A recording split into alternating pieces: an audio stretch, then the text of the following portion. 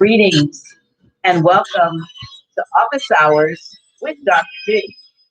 I'm your host, Dr. G, and I'm so glad that you could keep our appointment. I am so excited about tonight's guest. We have a history, we have commonality, not just a guest, but he's a sister friend. We're born on the same day, albeit years apart. She's known as Abundance Child, a professional mother, venture capital culturist, restaurateur, and author, known for her fearless voice and meatless makeovers. Former student of Clark, Atlanta, and Delaware State University. And when she was there, her goal was to become a Chief Justice for the United States Supreme Court. However, the early 90s cultural scene in Atlanta adopted her quickly and introduced her to nature via Ifa, an indigenous tradition, morphed her into an entirely different career and life path. As a result of that light initiation in Atlanta, Abundance Child was catapulted into a foreign world beyond her Pocahontas, Delaware upbringing and Ursuline Academy ecclesiastical culture into an Aboriginal indigenous tradition, culture, lifestyle with roots that were nothing like what Alex Haley described. With no degrees or formalized training in culinary arts or in radio broadcasting, just heart, mind, and spirit. Abundance Child immediately adjusted her vision with no hesitation and has impressed beyond her expectation on the mic, in the kitchen, and as an activist. Over the years, this average quote unquote black girl who grew up in Delaware took the podcasting world by storm with her 5 year run of her Always with People broadcast and Abundance Child Live. Being an original ambassador for the Gorilla Republic organization helped her to find her passion and voice with a global audience. During her tenure as the host of Abundance Child Live, she curated hundreds of shows and a high profile list of people she worked with and interviewed like Dr. Stevie, Dick Gregory, Queen Afua, Dr. Francis Cress Welsing, Dr. Laila Africa, just to name a few. During the last stages as the host of Abundance Live, she created an unapologetically healthy segment called Drop Squad Kitchen to expose people to healthy and plant-based alternatives to standard United States comfort food and the American soul food that she grew up eating. Now, I could go on and on with her bio, but I'm going to bring my sister on and welcome her. Welcome to Office Hours with Dr. G, Sister Abundance. Peace, peace. Peace, peace, peace. Listen. You have so many um, behind your name, your appellation. There is so much that I can say. I still got 2.5 pages. No, I got two and a half pages left. let's not have two But pages. what we're gonna do is we're gonna talk about some of this stuff over the course of these 2 hours. First of all, I want to thank you. I want the I don't know what to call my audience. I don't want to call them, the clan, not the clan like the KKK, but family, not the family because we know what family means, but the kinfolk, the tribe, y'all, they know who they are. They know I love them. And it's wonderful when you have a group of people who are regular and they support what you do. They don't always agree with everything that I bring to them, but there's always something on here for someone. And so I'm grateful to each and every one of you who has taken time out of your busy day to tune in tonight. We're going to have some fun because this sister and I, we have a lot in common. Like I said, if you didn't hear me stumbling over all this stuff here, we were born on the same day. There's there's a few years in between us, 20 to be exact, but there's so much similarity between us in the fact that you and I probably just slid in here just before time to get started because we were so busy. Oh my gosh. I was embarrassed. She like, girl, where are you? But listen, people come to Delaware to come to visit Drop Squad Kitchen. I And shall. some of you who have been to House of Reawakening Minds when we were having live classes with Grand Sheik Taj Tariq Bey may have had an opportunity over the years of tasting some of the cuisine from Drop Squad Kitchen, because for a while Abundance was providing the venue for the food there. She said, Naila, I was trying to do everything. I was working still as a what I was doing, in my job, running home, letting people in. I'm running to the house of real making my letting people in, leaving, running home, throwing some kind of vegetable creation together, running back down there to feed the folks. And so, I appreciate the fact that, someone with your skill, your culinary skill and art, you took over, and for that period of time, it was graciously appreciated. But tell us more for those who don't know who Abundance Child is. In your own words, tell us a little bit more about you. And I mean, people, we're saying when I read here about your life in Atlanta being in stark contrast between your your life in Hockessin, Delaware, and Ursuline Academy. Folk don't know that here in Delaware, we don't live in Hockessin. We don't domicile in Hockessin, and we normally don't attend Ursuline Academy. As a matter of fact, that was the school that what is her name? Deladon. Yeah. Elena Deladon. Yeah, the basketball, the WNBA. She went to Ursuline Academy. So did you. And you lived in Hockessin. How did you end up switching from because you had a different upbringing than most melanated young women or men. So how did you get from there to Atlanta, and how much of a culture shock was it? It was a major culture shock, but my mom was always active as best as she could be with us, with our family, which is not living anywhere near Hockessin. They lived in North Jersey. My mom was born in the project. So I still have those aunties and uncles and cousins that were not living in that didn't have the same socioeconomic status. And so she made sure that we were at every Martin Luther King event that the city of Wilmington put on, that we were active in the NAACP and United Negro College Fund. In fact, Alicia Clark was like the head of that organization for Delaware or something like that at the time. And I was working actively with her and created the first African American Youth Committee for the United Negro College Fund back in the day. And we went on a bus tour and everything. And we went on a bus tour for a college tour. And Alicia Clark graduated from Clark, Atlanta. And I'm like, I want to do whatever this lady does. Like I just wanted to be exactly like her, and yeah, I just love her so much. But anyway, that's why I chose Clark, Atlanta. And I went down there and I met a lot of people who went to Ursuline academies and lived in places like Hockessin, except everybody was a Moor. Everybody was brown. They were Aboriginal, indigenous. And I'm like, this is crazy. And the culture there, it just changed me. Like the amount of natural hair I saw, the people, the different types of dietary lifestyles that people had, I just fell in love with us. I've never seen us like that. I only saw what we see in Delaware. What we see in Delaware is not what I was seeing in the 80s and 90s, right? So like now everybody has dreadlocks. Everybody's some kind of vegan, pescatarian.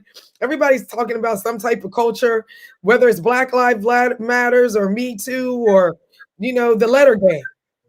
It's all types of cultures that are being accepted right now. I didn't grow up with it like that. And I know you didn't either, because you're exactly 20 years my elder. So I went down there and I found myself. hair got completely shaved off, bald. I got me an Ankh tattoo. I got me a Ginyami tattoo. I started hanging out with the Moors. They were saying we not black, we not African. I'm like, what? I was meeting all the, Pan-Africanists. In fact, I joined All African People's Revolutionary Party that Stokely Carmichael, later known as Kwame Ture, started. I was hanging out with people like Alice Walker and Bell Hooks talking about female genital mutilation. I was trying to join the Communist Party. Like, I was doing the most. And, also, I had an HBCU scholarship, a full HBCU scholarship. So, when I was, trying to apply to Georgetown, LaSalle, and Brown, like all the other little European, girls that were around me. No, it's like, where they sent you money, where they gave you money. So, of course, that was the historically Black institution. And I loved it. I love my experience. It's been the best experience I've had in my life, one of the best. And I really found myself, and I've just never looked back. Like, even recently, my mom was like, I guess you're not going to change. Huh? I guess it wasn't a phase. Yeah. So, yeah, that's me. And I just evolved, and, and I at some point you got to really grow up. I don't have any degrees because Bobby Hemmett was way too, he was just way more interesting than whatever they were teaching in that African American history class or geometry class. Going and listening to people from the MOVE organization talk was way more interesting. And so I never finished. And I ended up having, a non-Ottawa in my sophomore year. And by the time I was in my junior year, I was like, yeah, I'm out. And that sparked the entrepreneurial part of myself. What we know is the High Red and Drop Squad Kitchen right now. I used to sell at Dell State with popcorn and sell dinners and stuff like that. And nobody else was vegan, so they thought it was cool. I was wearing the natural and just being kind of how I am now. And so kind of made me popular. So that just allowed me to keep wanting to sell to people, whatever I was selling. Even when I was selling more science for a minute, everybody's like, yeah, let's listen to what she has to say.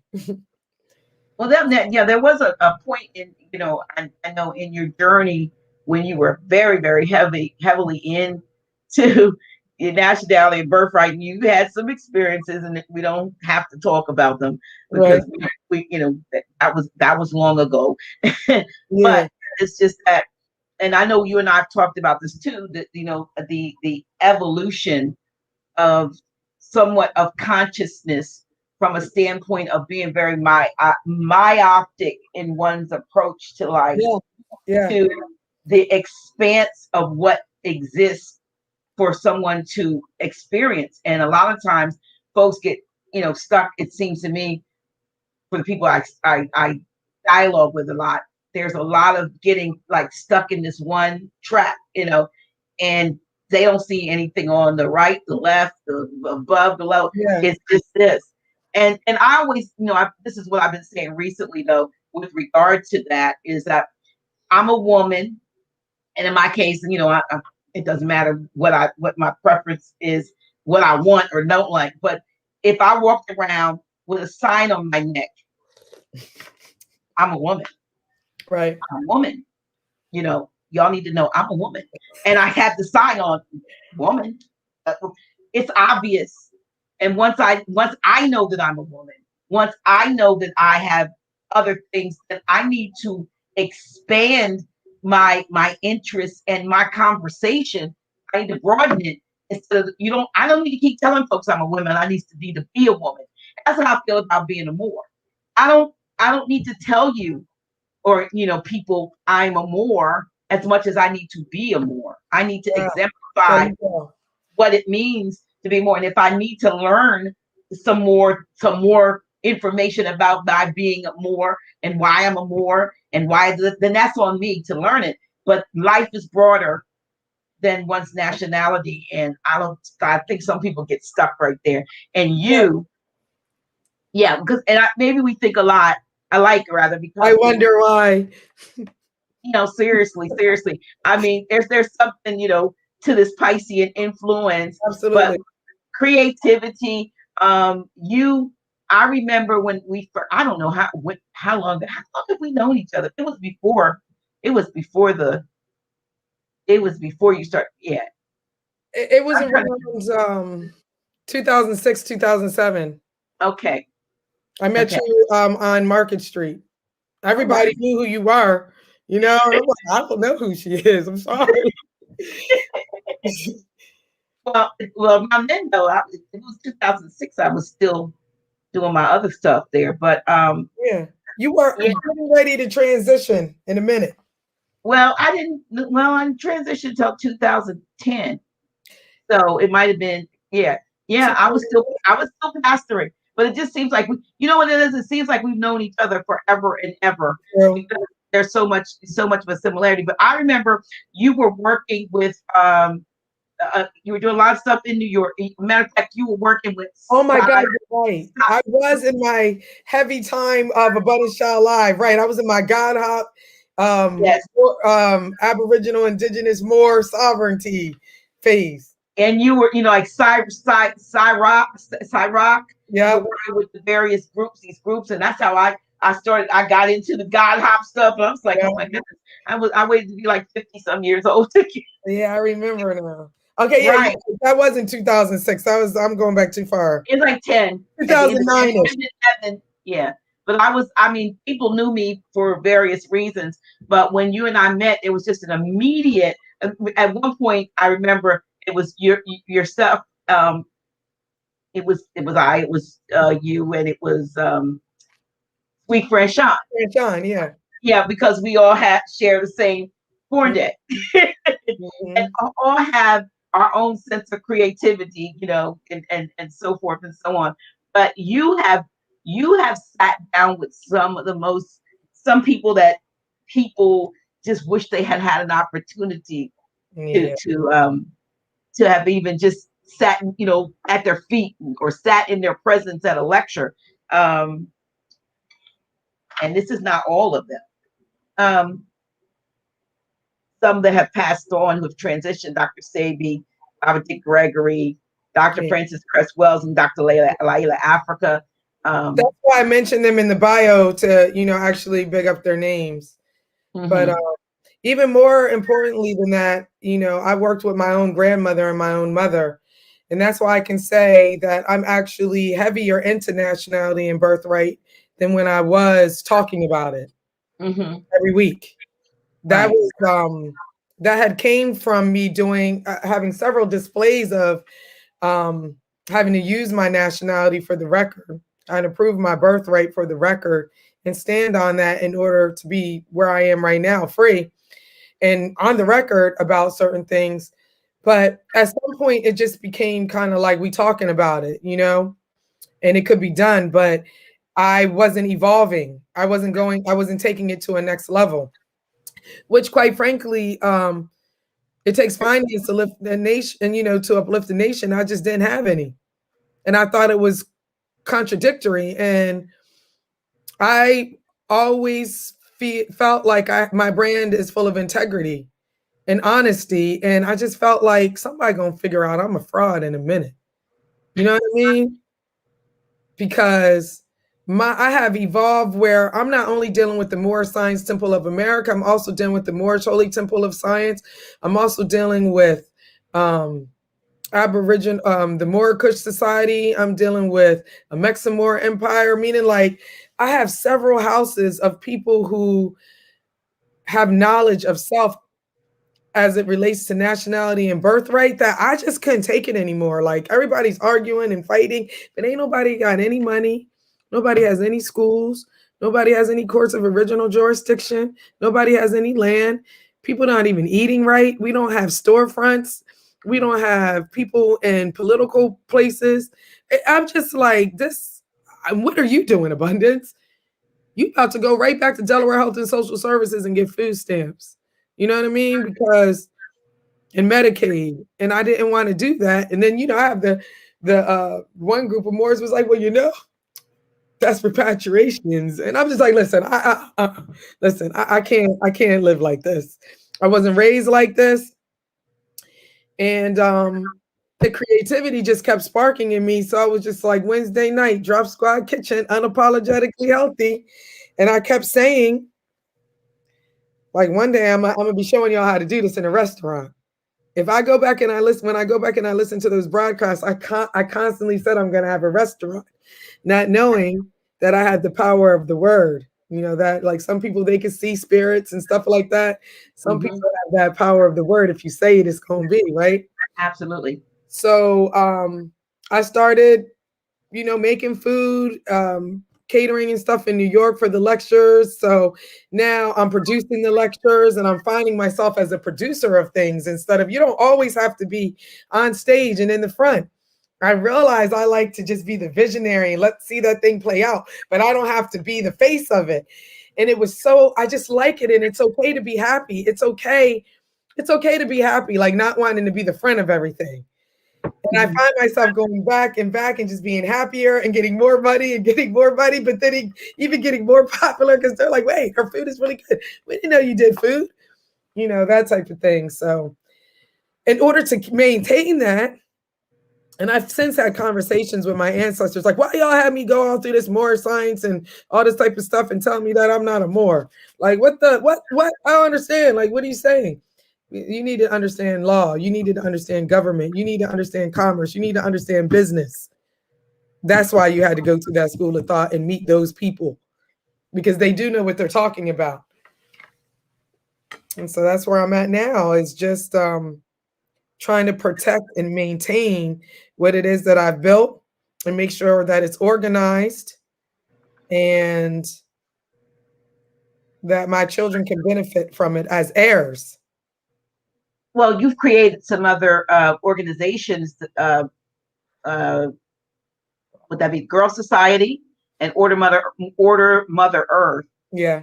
Could you talk a little bit about what those organizations, what the mission is and what you do with them?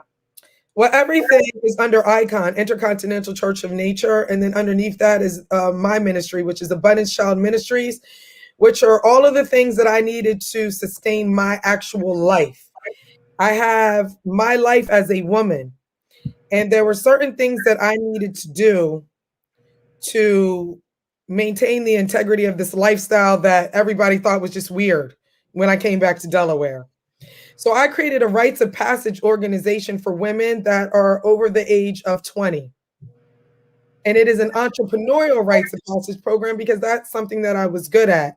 And so we use self-help and self-responsibility in order to fuel our game, godly ability to master everything. And we create game plans, which are goals and objectives followed by a plan of action by different mentors and sisters within the group that take a bond and an oath to be with each other and to treat each other as mothers so that we can nurture each other to meet our game, our godly ability to master everything.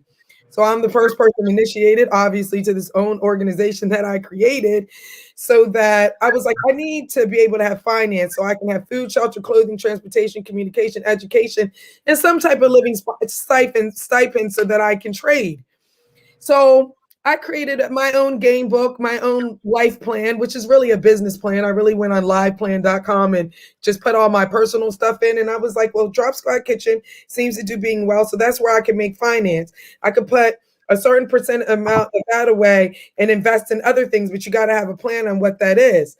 So we're going to invest back into Order Mother Earth because I'm a woman and we need that entity. But I have 2 daughters and they're homeschooled and they don't have social security cards and they don't have birth certificates and they're not immunized. So who in the world can they socialize with them without people thinking they're being freaks and they're getting bullied again and have to go through that whole, you saw I had to hug my daughter earlier, go through all that stuff.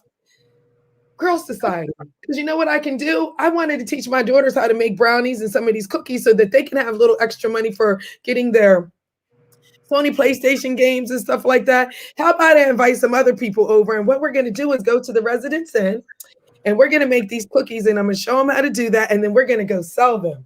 Because I used to work for the Girl Scouts. So I was like, copy, paste, everything that I do. But these programs are for us. Oh, somebody got a cycle. Let's have a new moon party. Let me show her what the women's cycle is. And Let's make sure she has natural sanitary pads. She has squirt bottles to clean herself. Let's teach her about crystals so she can use that. Put the crystal in water, drink it, make her cramps go away. These are the herbs you need. Let's have a new moon party. That's Girl Society, Rites of Passage, entrepreneurial organization for young girls.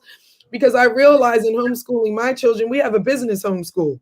Somebody needs to be the server. Somebody needs to prep the food. Somebody needs to do the food costs. Somebody needs to do marketing. You know what I mean? Mm-hmm. And people are just like, Abundance Child is so great. Your children are so great. Oh, well, it's just Girl Society. It's just Order Mother Earth. This is what we do. But we just put a name on it and made it a committee for the nonprofit. Because, you know, like Red Cross has committees, 4-H has committees. They charge people $20,000 to be on those committees, and it's tax deductible. You know what I mean? I'm saying this is my ministry. So that's what I started doing. Like everything that I have going on in my life, I incorporated it underneath my ministry. So that even if I have to take fiat currency, it's my ministry, you know? So everybody's talking about, how they don't know how to do a trust. They want to trust. So in a sense, a business, your business is my trust. What you call your ministry is really your trust. Yes. We try to make things too difficult, but listen, we have rules and things like that. So, for example, I do have an LLC, I must admit, Abundance Child LLC, which is the management company for Abundance Child Ministries, which is underneath the trademark, which is Drop Squad Kitchen, which is a food ministry of mine. My women's ministry is Order Mother Earth. My youth ministry is Girls Society. You understand what I'm saying? My outreach that I do for the public is Unapologetically Healthy. Come join that group. It's private, but I just don't charge anybody. I will tell you how to make anything that I make. It's for free. I do it when I want to, but it's free. It's Unapologetically Healthy. It's outreach. It's way I volunteer and things like that. And we have School of EFI. A lot of people are interested in Orisha and African traditional religions. And so we have our School of EFI, but we teach in an esoteric way. And since it's a school, it's not a college and it's not a university that can't be taxed. It's our homeschool that we actually have online. And, we have classes on Mondays and Wednesdays and Sundays for that. So we just incorporated everything because why not? The United States did it, They have departments, corporations, committees, and everybody goes around and follows their religion, but calls it a society. You know what I mean? Like, oh, this is just a society. So I created my own religion. My religion is what I do every day. It's how I think. It's how I talk. And, religious organization incorporated. And I mean, that is, I don't think people think in terms of that. I mean, I was looking at all of the things that I do. I wasn't thinking in terms of ministry. I kind of felt like I'm out of ministry. Somebody says, you're still, I'm like, I'm not in ministry. And and even Grand Chic, you aren't, what you do is ministry. Hello? And because we think, we got pigeonholed into thinking that ministry had to happen in these buildings called churches. But you got ministries of finance and the so-called government and ministry of transportation, and they call it ministry. It's who's administering it. But that's where I went through the Moorish and Divine National Movement. I got my training there. I am so honored. It was a blessing because I was already in that frame of mind. You can't be sitting and selling Drop Squad Kitchen stuff and listening to Taj Tariq Bey, and that's not constantly in your head. It's not constantly in your head, I'm not one of y'all. No, I'm not a 15th Amendment. Okay, I gotta go about this a different way. I can't do it like this. So, But in terms of, if you were to give advice to someone, and a lot of people who are just waking up to the nationality piece, and everybody, and I know you've gone this way for quite some time, but there are folks that are just waking up to it, and I know you wouldn't necessarily discourage them because that's the journey that they have to take. But I think there's so many, like you said earlier, you got discombobulated with all of the different sects, and it's still happening today. They're I got a call. I'm not even going to talk about it, but I got people, personal know that I'm talking about him, but I'm not talking about him. But it was just another example of another entity saying that they don't have it, I have it. And I've always been in the mindset that nobody has it all. Yes. Most of you will have some of it, but nobody on this, as Gracie calls Midgard, has it all to themselves. Right. We have to come together with the pieces that we have. The things that overlap, fine, we can agree on.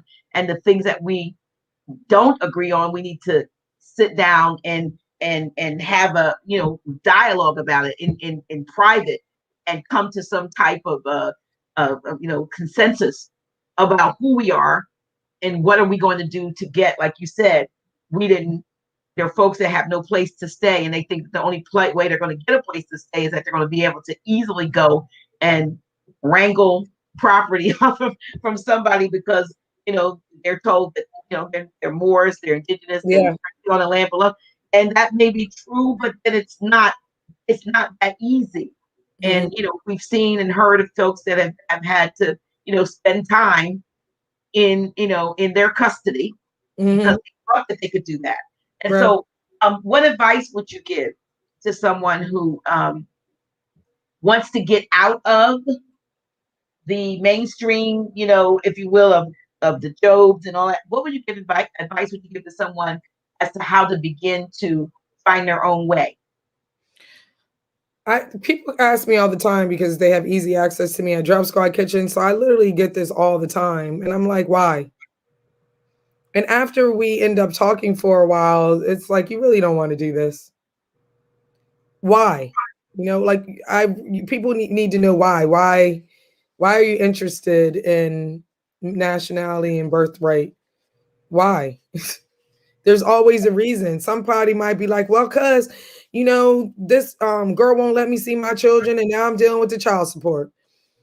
Well, I always felt like deep in my heart, like it was more to this than what we were told. Okay, well, for you, then you really need to just go and study, like just study certain things, like even on a Google search. These are, and I'll suggest people, places where I could point them to, but I really ask people why, because if somebody had asked me why, I think that, I still would have got the information, but the way I went about it would have been different. I found myself trying to seek validation from all the different houses at the same time, because I'm really am somebody who loves everybody. And I wanted everybody to be successful. And I felt like all the information should be out there and everybody should be sharing and everybody should be coming together, hence doing things like the Summit of the Moors. Just want to bring everybody together. And a lot of my why was there's too much stuff that has been stolen and too much stuff that has been given away because voluntarily, because we don't know who we are. That piece about not being Black, that is not a actual race or status. I mean, it's a status or a classification even. I know my language is not as good as it used to be as far as words. So, please don't judge me. Just know in my heart, I do feel what I'm saying is that, there is no African America. There is no nation of Black. You don't find them in treaties or anything that we could use to actually help us in this physical realm, which we all chose to incarnate into as one of our first contracts. We agreed to come through a certain person during a certain time in a certain geographical area where we have a lot of opportunity in this so-called corporate setup to do things that people who are in other countries that are our same complexion, their lights don't even stay on all night. Our $1 US is 300 of theirs. You understand what I mean? Like, we have an actual public education, even as bad as it is, we have certain things in place. That meant something to me. And it means something to me now. So I want to know why. Because your why, it will show us where you are in your evolution in your spirit, which shows up mentally and it shows up physically. I'm not an advocate for somebody just giving up their driver's license and birth certificates and social security cards and all those types of things if they don't have a pot to piss in and they have children or wives. Do you understand what I'm saying? You need to be responsible. And responsible looks like education. It looks like learning. It looks like accepting where you are with yourself to find somebody to mentor you and dating that person and finding out if this is the person or the organization that is right for you and your family's needs. You don't want to be with some people who might be bullies and be like, F all that, driver's license and stuff. And, I used to talk to people like that. Like, you're not really a more if you have these credentials. How dare me? But I was young and I just got into this information and I thought I knew it all.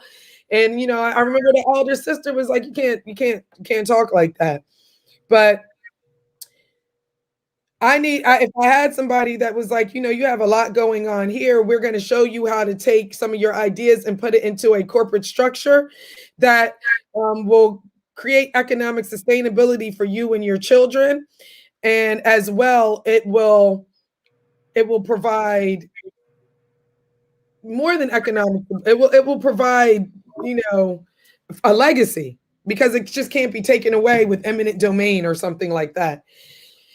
We don't take enough time. It's just like you see something on Facebook and you hear somebody say, well, I didn't get locked up and I got this and I got that. That's why I want to know people's why before I could really give them some type of advice. Some people just need a mentor. Some people go into this information because they're trying to cover up pain and things like that. So some people need the divine aspect of the movement more than they need the national aspect of the movement. Right. Does that make sense? It certainly does. And I talk to a lot of people who are in pain, and like you said, just exactly what you're saying. They're looking for this. They think that this is the salve or the balm in Gilead, so to speak, that's going to fix their situation, when it's deeper than just proclaiming their nationality. They've got to, we got to get in and uncover, take the Band-Aid off the gunshot, and get the bullet out. Right. You know what I mean? And so a lot of times people aren't willing to do that because it is painful. And they think that, there's a magic pill to fix it. And nationality, while it is the order of the day to know who you are. But there's also, I think, knowing who you are it's an inside job. Just like I said about, I don't have to walk around with a banner around my neck saying I'm a woman. I know I'm a woman. I just need to be a woman. And then the other things that I do or a person does will speak for itself. So you have this reputation of being, a super entrepreneur, a go-getter, an organizer, a lot of things that you're doing. And, and I'm looking at you right now and saying, she is so tired, because I know you probably did it, you've been cooking all day or at least administering. I know you have staff and so forth that work, but, you still have to be there. You still have to. I'm retired. Oh, you don't? I retired at the age of 45. So you know what age I am now because you know what age you are. Right. So I retired at 45. And I'm actually tired right now, not because of anything physical. I'm tired because I actually had to give a whole dissertation to my daughter on self-acceptance and what self-love looks like. And that her behavior, I was able to let her know this is a symptom of a lack of this. And I'm only telling you this because I understand what lack of self-love looks like. I don't think that when we tell people that they don't love themselves, or when people say, you don't love yourself, it's not that you don't really love yourself. There are just certain choices and habits that you have that need improvement, because that is showing a not loving of yourself aspect. So that's why I always want to know people's why, because what I was tired was like, oh man, my work, I have to do a better job. I have to be a better mother. I have to be a better example, because there are certain things that I had within me that I birthed into my child. And because it took me to be in my 40s to actually stand up for myself and be like, it's okay to be happy. It's okay that I don't need to be having my own show and trying to keep up with the Conscious Jones, It's okay. I don't want to do that. I had a time where I was popular and I was really passionate about certain things, but I moved on, and it's okay, Abundance. It's okay. You don't have to be Miss Queen Moore of America. You know what I mean? Like, you don't have to wear that badge. Like, you're doing the work. And you don't have to be in the forefront like this anymore. Like, you're actually doing the work. And I was trying to express that to my daughter. That's why I was like, come give me a hug. And I just wanted her to know that, you know, you are enough and you have great character. And we do not need to seek validation from other people. And that's hard. You know what I mean? And sometimes we're seeking validation from other people just by wanting to call ourselves Moors. Do you understand what I'm saying? Like, that is like, for me, was the highest of all FU to the United States Corporation and all of its franchisee corporations, you know what I mean? And its citizens, the states, and all of their people. Like, for real, that was that, to be able to say, I know who I am. And you can't say anything about it. Because according to United States Code, you know what I mean? Like, I was young, I was sharp, so I could spit it like that. But deep down inside, although that was true, I was covering up. You don't even really know who you are, Abundance, do you? You know what I mean? You are not that loud. You know, you are not that quick to anger, but people like that. They like to see you be able to be like, and I told that cop, you know what I'm saying? I'm the authorized representative of the decedents. You know what I mean? Like, what are you talking about? Because you know, daggone well, if you could do that again, you would never, ever, ever want your children to be taken and put in foster care and have to go submit all this paperwork. You know what I mean? So now when people are like, how did you do it? I used to be like, well, I just let them know that I'm not in their jurisdiction or whatever I was saying at the time. And I done copyright and trademarked that name. And I'm an Aboriginal, indigenous, you know, all that stuff that I did say. Now I'm like, there ain't no way I walked into that courtroom, the state of Delaware versus me by myself, even though I was by myself. Our ancestors are really with us. It is not a cliche. Now I have some sense that I have an understanding of spelling that even though that is like a major power of mine, we all have that same power. Mm-hmm. The word sound power, all that paperwork and the spelling that we're doing, that is what people would consider to be magic. It's real. But my story is different now. I was just like, wow, I remember also praying a lot. I know that a lot of people didn't know that, you know, I've received my ancestors a long time ago, and I would be praying on my hands and knees, head to the mat, like, please, I cannot live without my children, please. You know what I mean? I never told that side of the story of how I prayed and I fasted. I didn't tell that. I only told people I worked with Brother Ilamir and we did all the paperwork and submitted it and got it sealed and all that stuff that I used to do back then. I wasn't alone. And that wasn't my destiny and it wasn't my children's destiny. So we all evolve, but the evolvement is going to come, you know, either way. It could either go a way that is closer to a way that is closer to the right path, or evolve in a way where you just keep going away from your right path. Either way, you're going to evolve towards death. You know what I mean? It's going to happen. And I decided that I didn't want to pass certain traumas down to my children.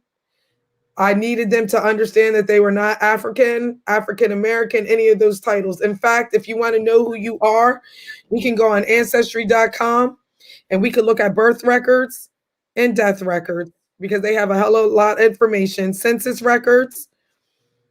We could look at military information. We can talk to our living ancestors, which is the greatest way of honoring your ancestors. And we could really find out who we are, right? And that's actually what started happening. So now they have the perspective from all the things that we read, all the things we went from lectures, what treaties say. We also have what our own ancestors have told us, like through documents and through readings and divinations. And we know that because we know genetically we are linked to them and we have access to any information that they have. And so we stay on the right path so that we can continue to get those downloads. And we continue to do the paperwork in the way that works in alignment with the actual work that we're doing so that we keep casting spells. So we are really actually activating our birthright.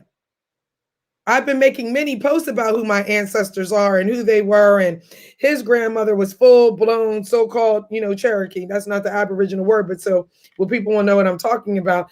So that already linked me. Okay, now I need to change up my record of Aboriginality to state that. That's what everybody, that's what we do around here. And we need that to work so that when the News Journal wants to do a press release on the Gungun festival that we're having, and they're just like, no, but what's your real name? Like, it's Abundancechild. For the record, INC, LLC. Which one do you need? I mean, I know who I am, but my name is Abundancechild. For the record, on the record type of thing. And that's what I feel good about, is that display and making sure that I have the finance to be able to maintain that and to add on at the level that I need to add on, and feeling good about who I am. Whether I get stopped by the police for a so-called traffic ticket or somebody tries to sue me, I'm going to take a different route because I know who I am. Does that make sense? Oh, yeah. You have to know. You have to know who you are. And if you're unapologetically, we talk about being unapologetically healthy, but you're unapologetically who you are. And because people appreciate what you contribute, they love your food and so forth. I believe just being who you are becomes an education to the people that there's something more. And I'm using the RE. I know. That there's something more to who not only you are, but perhaps the rest of those that, look like you. It's an education, because I know that in your restaurant, all nationalities come in there. Yeah. And I love it. And it really, to me, is a reflection of how I feel on the inside. I really believe that every single thing, animate and inanimate, is a product of the Most High. And there's nothing I can do about it. There's nothing I can judge about it. I really do my best to stay in my lane. And I actually have tools to be able to do that now, because I did decide, as you know, to get initiated. And it really does give you your destiny, your life path. And so I have those tools. And so I don't need to put on any airs or try to impress anybody or try to say I'm something that I'm not. And each one teach one. And so the blessings come when you are in alignment on your path and you're doing what you're supposed to do. Like I said, we're all in contract and all have errands to do. I'm trying to take the most direct route, the one that provides the most happiness, the most bliss, the one that provides, good husband, good children, good cars, good houses, good vacation, good friends, relationships, you know what I mean? Good food. Because I'm here on earth, I might as well enjoy this experience. I'm not here to suffer. So the best way for me to do that is to be myself. And every day I unveil more about that, but just by staying in my lane. And staying in my lane looks like, I know, you're tired and you don't want to do cooking anymore, but Abundancechild, this is your gift. This is your priesthood. You have to serve people. People right now are tired of getting sick. They're tired of fast food. You've been doing this for a long time. This is your lifestyle. This is not someone you just became vegan and said, hey, let me open up a vegan store here and a vegan store here. Like, you really care about people. You're not feeding people Beyond Meat burgers, and you're making your own meats and everything, right? So if you're really that tired, as I was telling, my daughter earlier, when you really want something, it doesn't matter how much you say you want something. When you want it, you go after it. I said, I am tired. I have other things that I need to do and that I want to explore in my life. And I trust myself, and I trust that I was a good mother and a good teacher. And I was like, y'all can handle it. Y'all 18, y'all 25. I have a brother who's in there who's 43. I have one other staff, two or three other staff. And I was like, that's it. Y'all got this. I'm out. And I meant it. So I didn't talk about it. I just did it. And so I'm on to the next. And this is the new me. Like, I don't want to have my own show or anything like that. I like being a guest and having real conversations. I told you, I love to talk. I like being a producer of lifestyle events, being a venture culturalist, producing ancestor festivals, producing new moon parties for little girls who just got their cycles, producing debutante balls for 4 and 5 years old, not because we're mentioning anything about boyfriend, girlfriend, or marriage, but we're teaching them how to build relationships. These are the type of people that you need to have in your life.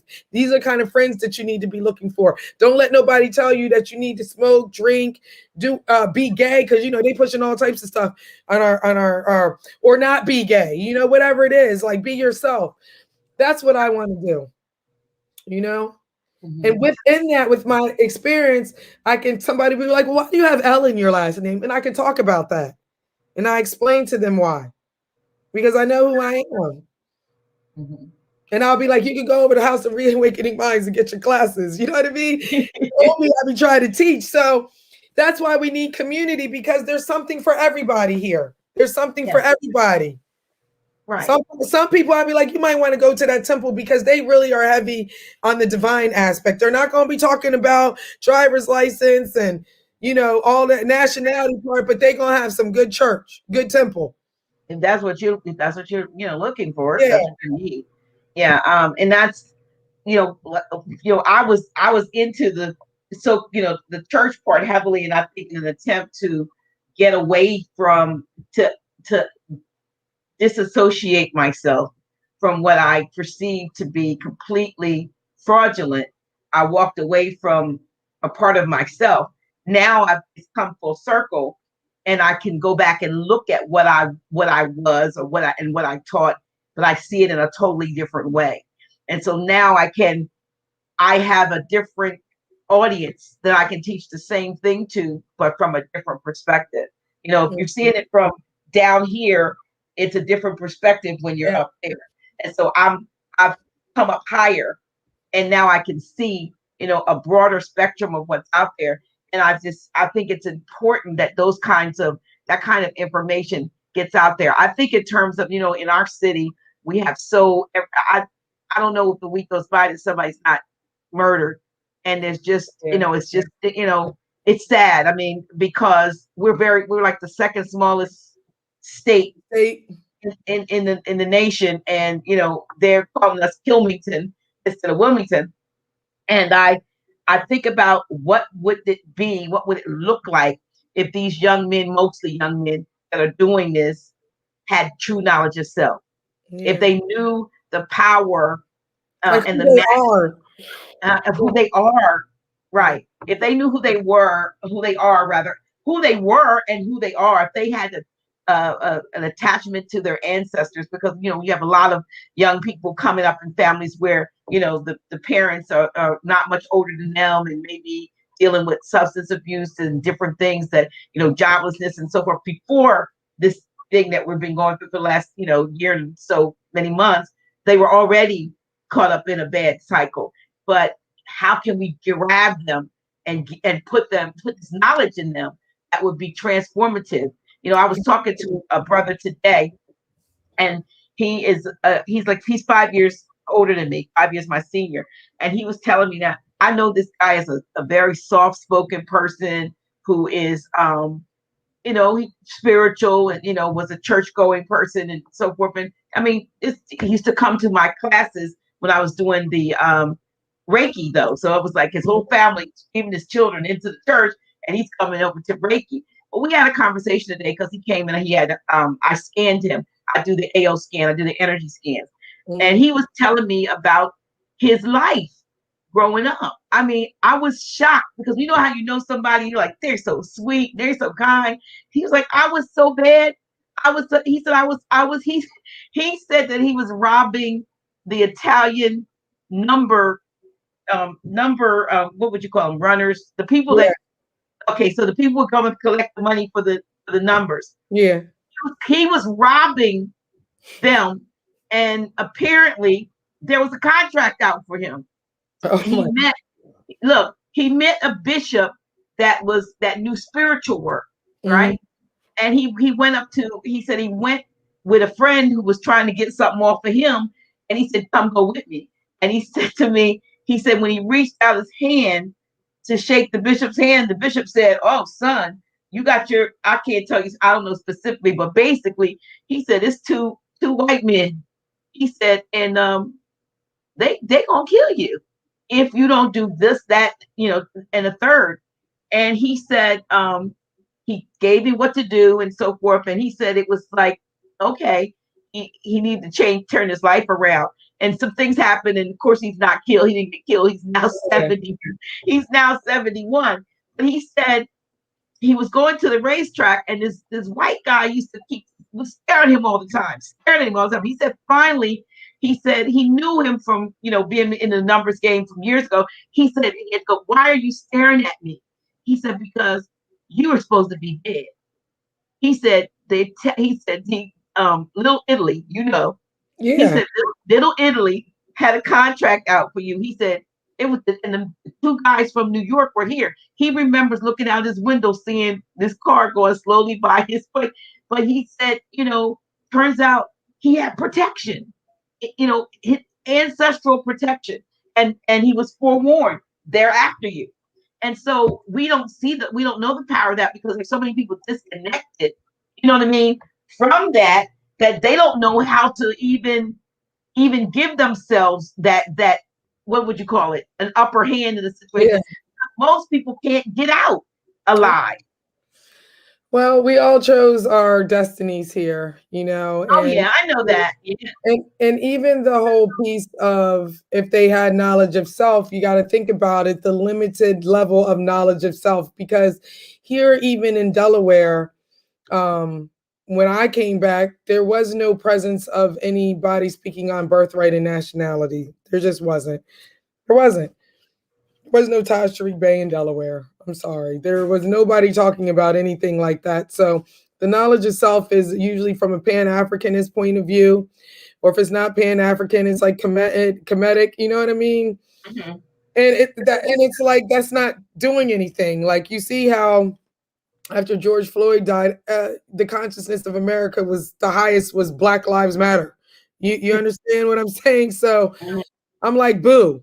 So for me, everything manifests itself first in the spiritual realm. Anyway, I think the best way to power up our youth, and this is why I'm doing Girl Society and things like that, and our rites of passage is kind of like teaching them about Orisha, powering them up in that way, teaching them how to venerate themselves in nature, going to the river and talking about what the power of water, earth, ether, air is about, and then giving them some history and understanding of how that even has, it manifests, like thoughts create form.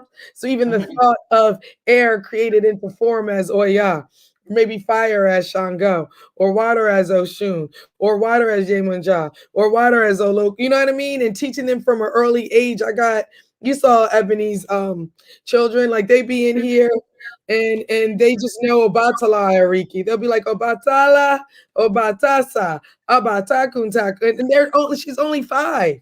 You know what I mean? And we're teaching them, what this energy of creation is in Obatala, and how that was used to create our own, form. And that is very powerful. And it's also very calming. We also know, like, we need to clean up at this house. It's like, we want to bring in a certain energy that will bring that winds of change.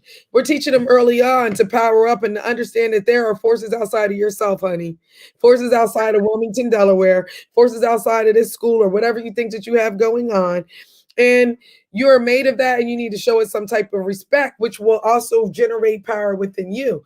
So I am fully into the empowerment of my family and my lineage and my daughters by making sure that we are working for ourselves, and that we return that, to my mother, and that they have an opportunity to work for themselves. They have choices.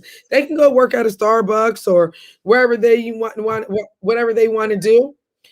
But the way that I laid it out for them, I was just like, this thing runs full cycle. You won't ever have to have a job. Your children won't ever have to have a job. We educate and we, teach each other, and then we work with other people who are doing the same thing. And we just keep getting up our power, and we have certain people initiating into certain things, other people initiating in certain things, and now we're really powering up versus other people who just go to regular school. Parents have regular jobs, and that's all that they know. And we're already 2-3 generations ahead of that, and we're venerating ourselves, via our relationship with our elders, and then also the ancestors, and then also, the Orisha. And that's what I was talking about, powering up and trying to teach these children at a young age, but in a very natural, esoteric type of way. Because you still got folks walking around here that think that their religion is Christianity, or something like that. And think that what we're doing is something that is, well, it is pagan, but they'll call it pagan and say it's a negative connotation, like they trying to say something. You know what I mean? Right. But using that as a way to power up. Like, we know that every single person, like, for example, we have libations for a reason. We know that when you drink our stuff, it's kind of like namaste. When you eat our food and drink our drinks, it's an offering. And I'm saying that, and we're saying that as we make it, because that's how you've been trained. That's what it is. We're going to keep feeding the people. We cannot ever be broke or be in poverty for the rest of my generation that walks on this earth, and 7 generations times 7 generations. Like, we put that energy into the food, into everything that we do. And that's the powering up that I'm talking about. Do I need to walk around and say that at the same time and walk around and be like, but I'm a more, you know what I mean? That's why I'm saying that we have to even shift our focus even beyond that to that whole Pan-Africanist thing. And I just told you that John Chavez, grandmother was a full-blown Cherokee, so-called Cherokee Indian. So that means we got some land rights here. You know what I mean? Like, we can't be telling everybody that we're from places on the other side of the Atlantic. Prove it. Whatever you're saying you are, you need to be able to prove it and have some type of proof of it. It needs to be documented. Everybody else is documented. Otherwise, you're just going to let them check off, okay, you Black. You know what I mean? You this, you that. This is what you deserve. This is what you get. Here's your rations. Here's your little employee job and paycheck. And y'all happy like, yes, the master. No. We don't roll like that. We don't roll around like that. Not my tribe. You know what I mean? So that's where I feel like the education needs to shift, because they just keep going to their schools, and we're fighting to get stuff in their schools. It just drives me nuts. So, like, we fight for their schools more than we fight to even build our own. I built my own. I don't got time for it. Now, your school is it just for the children that are there, or have you opened it to other parents, like maybe online? I know there are some schools around that are online schools, but are you open to other parents that might want to have their children homeschooled in that type of environment? We are a for real homeschool, meaning that all ages get educated, no matter where you are. Like, you get lessons based off of what you want and what you need. I just did a naming ceremony. That's like our youngest student. You know what I mean? He was only 9 days old, but his parents are in my classes. And then we have. But how does, I guess what I'm asking is, if somebody's listening and they wanted to partake in the classes, how would they get in touch? Would they get involved or enrolled? Or I'm not going to say what I used to say. I'll get a little bit more organized, but I always used to be like, come see me at Drop Spot Kitchen, but I don't plan on being there. So you can call, you can please text me. Don't call, because I don't call. Text 302. I'm going to put it up there. 668. What is that? 668? 6677. 6677. Okay. I'm gonna put it up. Yeah. That is the number. That's actually my actual real business mobile number. Like, that is an actual cell phone. I'm saying to text first so that we can record who you are. That way I'm not just picking up random calls, and we can establish boundaries. Like, this is my school times. This is when classes are, because we actually have a site. And once you get past the orientation and everything, then we can start giving you access to site, because some people don't want to be online. Some people like literally coming over on Sundays. Some people need actual real class, like they need in-person classes. I have put that up, but the people, because my viewers are all over, we're talking, and mainly in other locales and even international.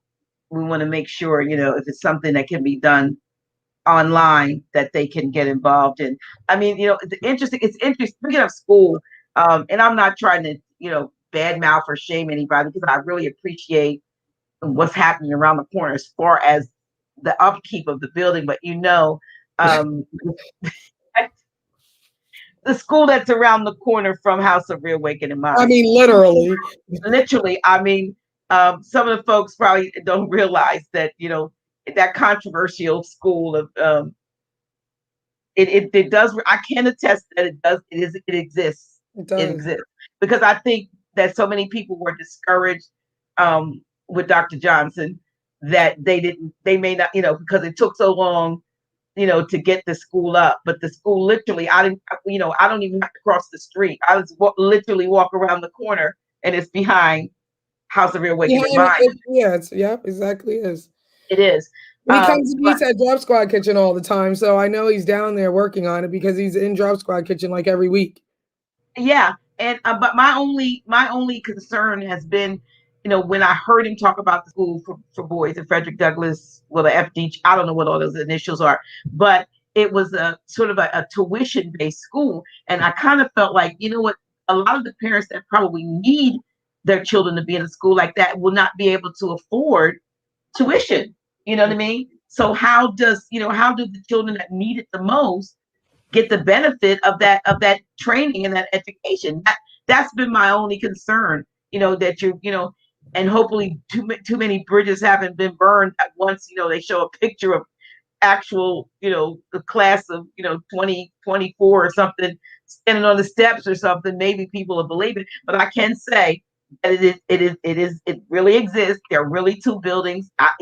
It's around the corner from the House of Reawakening Minds, and I'm just wondering, like I said, how we can do more things and be more like on the barter system and so forth, because everybody doesn't have that. Everybody's not. I operate, Renaissance Ministries operates heavily off of a barter system, all the way from my CPA, my estate attorney, like everything. The people who painted Drop Squad Kitchen, all the things that I do are based off of barter trade economy. Like, we take it seriously. Even my staff, I'm like, I provide food, shelter, clothing, transportation, communication. I need 5 hours, 5 days a week. This will equate to $15 an hour in this world, but this is what I could provide for that. And you either accept it or you don't. But I really do operate on that type of economy. And I also think, Sis Naila, that I know it's hard, but we can't be worrying about what other people are doing with their schools. You know what I mean? Like, right now, people actually believe in the school system, and they're going to send their children to school a lot of times just because it's daycare. Parents got to work, and this is somebody to watch the children. This is the standard operating procedure. They got to go to school anyway, so parents are happy when their children get in like first grade and stuff like that. But as far as we're concerned, if there are people who are destined just to be in that school whose parents can afford tuition, and instead of going to an Ursuline, there's an option for a Frederick Douglass type of school. Mm-hmm. If that would have been an option, maybe I would have tried to take a test to get into that school if I was a boy, instead of going to Soleil's Denim. So I think it's good to have those options. Mm-hmm. I think that if we're really concerned about having schools for children, then we need to create them. And that's what I did. I realized that I'm somebody that, by the virtue of me having Order, Mother Earth, and Girls Society, I'm always being named somebody's godmother. I have a lot of children around me, and I meet a lot of children in Drop Squad Kitchen. And there's a lot of people who are always asking me how to do the homeschool thing. This is what I can offer, so I don't spend a lot of time worrying about what other people are doing.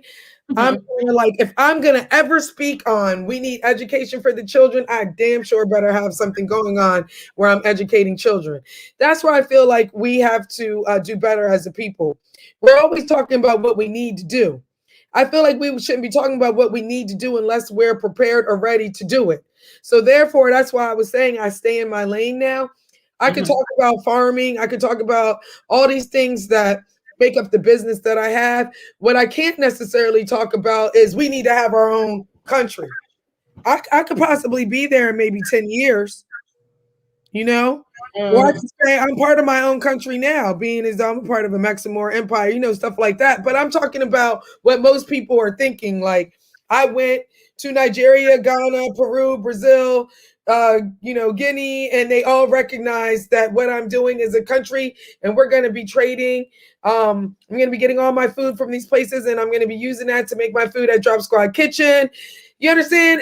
If we did something like that, I'm not there yet, but what I can say is that I know entity structures, and I'm successfully running a business on the riverfront like that with good tax structures set up. I actually can help people set up entities. I can actually help people with their schools, but I'm not going to do it in the way that I used to do it when I used to do people's paperwork. You got to come be in the fold of my government, which looks like I don't do let's hang out and do girls things. We have bonfires at the house, we have sweats, we're doing yoga, but you got to be a part of something. You know what I mean? Like, we're just not doing yoga for like charges. Nobody gets charged to come out at 7 o'clock in the morning and do yoga with us, and we're not charging you to get that fresh pressed juice that I make afterwards. And the yoga person is that the one who's doing the instruction doesn't come into Drop Squad Kitchen and ever pay any fiat currency. Do you understand how we have a little circle community going on? You know your children are going to be educated because Abundancechild is retired. So that's what she does now. She's teaching these things to the babies. And we're doing adult stuff on Mondays with one group and another time on Mondays with another group. And real live, like, let's go to the river and make an offering to Oshun on Sundays. We're doing the festival. So now the cult comes together who has learned certain things, and they're the ones who are going to be handling the ancestors. You can't just come up to me and be like, hey, can I help with the Egungun festival? You're not in our cult. Like, you're not a part of our organization. But if you come take these classes next year, then yeah, we can show you some things. Otherwise, you can just come to the festival and have a good time.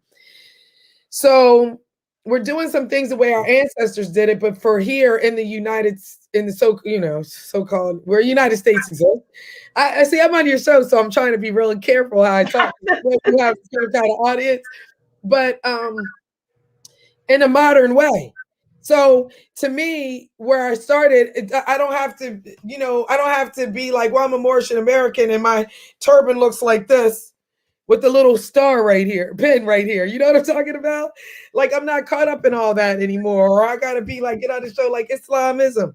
Like, that's just for real anyway, and I feel like I came here to be myself, and I want to be around other people who came here to be themselves. And if y'all don't really know what that looks like, and you can humble yourself to say that, you come roll with us. Because we can, I'm sure you got something to teach me or give me or share with me. But these are the things that I have because they work. And you have a lot, like I said, you have an absolute, plethora of things. Well, we're both retired. Although it took me, look, I had to work a few more years than you did. And I'm proud of you, because each generation should be able to up the game. They should be able to do it quicker, better, stronger, and I'm glad that you were able to do that. And that would be inspiration, should be inspiration for others, hey, you don't have to be in this, we call it the rat race. Yeah. You don't have to stay in the rat race. You can get out of the rat race, and you can thrive and survive. I mean, I'm not talking about barely getting by. I mean, but you can actually, now that I'm retired, I feel like I'm busier than I was when I worked. I do too, yeah. Not saying that I didn't work, and I have more resources than I had when I worked. Yeah, same here. And I think that's because we're relaxed and we're actually able to be ourselves. Like, it's very hard. And I don't want people to think that I don't understand. I understand. I'm not trying to put anybody down for whatever they're doing, however they're dressing, however they're talking, wherever they are in their evolution. But there is something about breathing and relaxing and just being able, like, you don't have to be a brick all the time. You can actually be more like sand if you want to. You don't have to be ice. You can be more like water, like relax and just go with the flow of life and know that it's going to be what it's going to be, because it already happened spiritually already. We're just having this experience. And we need to make the best out of the experience that we can, because everything moves in a cycle, so that the next experience, which actually sometimes is the next minute, the next hour, or it could be the next day, or it could be next, it's whatever. It's based off of what you do right now, how you feel right now. And that's what I came to teach and do it and teach by being a great example and providing celebrations that are also educational, providing a restaurant, but that gives you an experience. You know what I mean? Like, why are you waiting for that 45 minutes? You could at least read any of the Ras Mariah Bay books. I have all of them there. You can read about atheism, or you can read the Bible, you can read the Bhagavad Gita. I have all that there. You can read on Orisha, you can read on astrology, you can read on feng shui. I have all of that there. You can read how African Americans ain't all African. You can read on that. We have When Rocks Cry out there. Like, you know what I mean? Like, that's an experience. And we have conversations like this there. If you want to know where all the dreads or all the natural or the vegan people hang out, Drop Sky Kitchen. There's a whole river. You can go make offering on the river. There's train tracks. You go make offers at the train tracks. Like, it's an experience. There's parking. You know what I mean? We police our own community. We're all Vijitsukas. You know what I mean? What is Vijitsu? I know that. Vijitsu is a self-defense organization that, utilizes, I'm trying to say the actual definition, but basically it is it like jujitsu? It's a self-defense system. Okay. That incorporates several different styles of martial arts in a flowing manner, and it uses the stick, the blade, and the firearm. And I take modern Vijitsu, which is the lethal aspect. So we're trained to kill, and all of us are trained. Ebony, and all the women in our house, all of us take Vijitsu. We up at 5:30 in the morning. And we're training. Ebony trains Monday, Wednesdays, and Fridays at 6 p.m. Blade, stick, firearm, self-defense system. So it's what we do. And like we're told, like, while we're sweeping up and stuff like that, you should be taking that stick and be practicing, because you always got to watch your back. And the way you practice is the way you perform in real life. So that's why I'm urging people to study some more. And then, you know what I'm saying, when you finish study some more. Well, I think what you have is what you've developed, and I really applaud you for the community that you established, and that you have been able to, bring the women in that needed to have a place to begin to grow and heal and so forth, and then you've been developed, bringing them up from there. And I think that that's something that we need more of in our community, what we call our community. That's what we need. We need mothers, sisters, being mothers and sisters to each other wherever it needs to be done. We need to be putting our arms around them in cases where we can actually create, I guess what would you call that? Well, it's an order, a tribe, whatever you want to call that. Mm-hmm. Yeah, so we need to do more of that. Mm-hmm. Yeah, we're right now we're at the family level, and because family is not necessarily just relatives. I have relatives we're very tight, but my family is large around here, and we actually spread all the way through, down south, across. We're large. We seem small, but we're actually large. We're actually in other countries. Our School of VFI is an international organization. The entity that trains me in like a gungun is an international organization. So, it might seem small because we're not, we don't have a big foundation website and everything like that, but we really are making it. We are really making it happen. And I really give thanks for it, because it's an egalitarian society. I know I do my part in founding a lot of things, but as I was telling just, little Yanobi and Aset, when I was trying to tell them the other day, I said, whose house is this? They were like, your house. I said, no, this is our house. And I said, but who's the head mother in charge? The HMIC. They were like, you are, Alma. And I said, that's right. And so your job is to obey the rules of the house. Don't you go in my refrigerator without asking me. You know what I mean? Like that type of thing. But I wanted them to know that this is our house, but we have rules. Right. You know, I'm the HMIC. I'm the grandmother of the house. And there's we have rules here. And the better you take care of these rules, the better the better you honor the rules, the better you will make it in this life. Mm-hmm. So, and we're teaching that at all levels. I'm still getting that. I'm still getting that when I get my Dafa, my readings. It's like, you go ahead and keep doing these types of things. We're letting you know that this is what the consequence will be. You know, you need to do. You need to be more relaxed. You need to do more of this. Be more calm. Don't let everything trigger you, or this will be the consequence. So that's where the rites of passage comes in for both organizations. It doesn't matter what age group for any organization. It's a rites of passage because that's what we are doing here on this earth. We're all on an errand. So even in Drop Squad Kitchen, it's a rites of passage. Yeah, that's I think it shows growth and maturity when you can birth your vision and then hand it off to somebody else to take care of.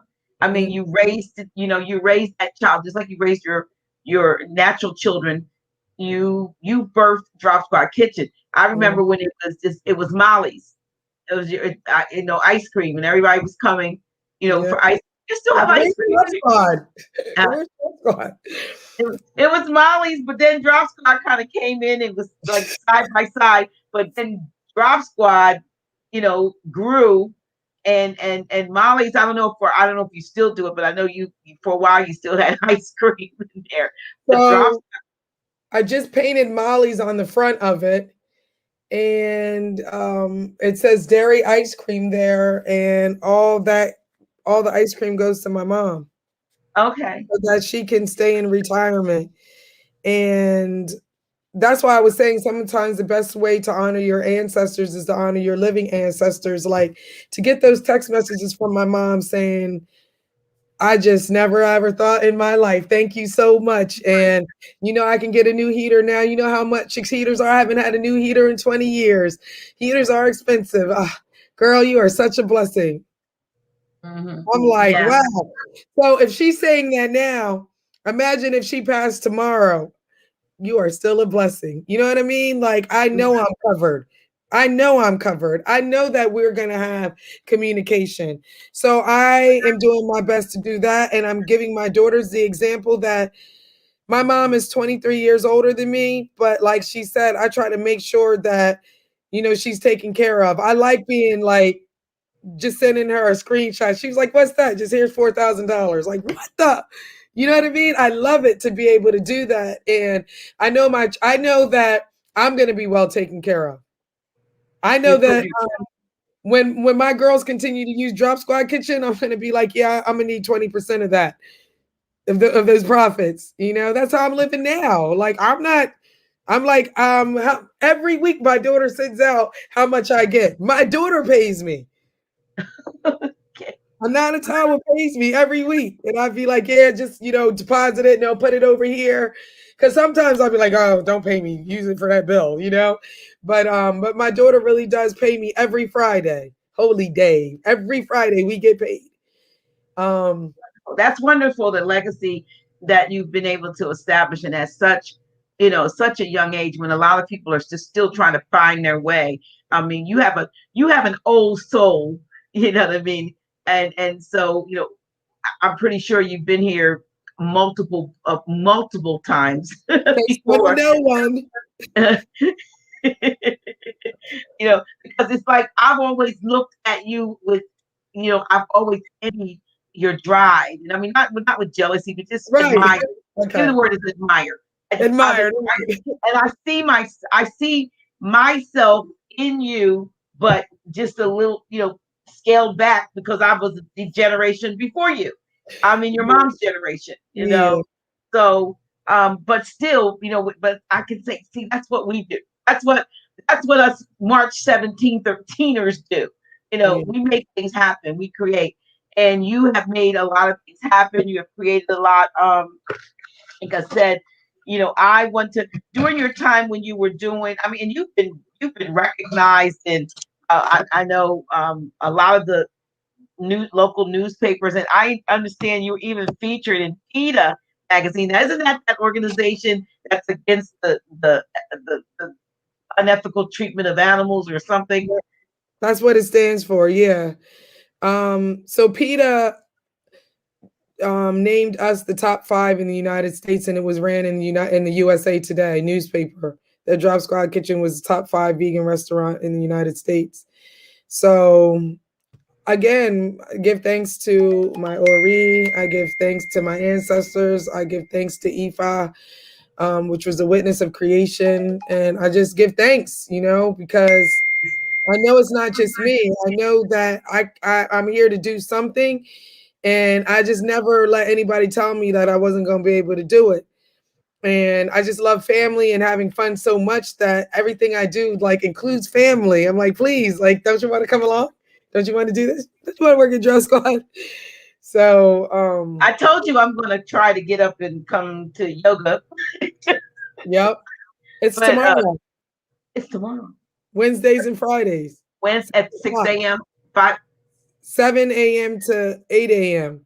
Okay, because you were supposed to text me the location. I forgot. I apologize.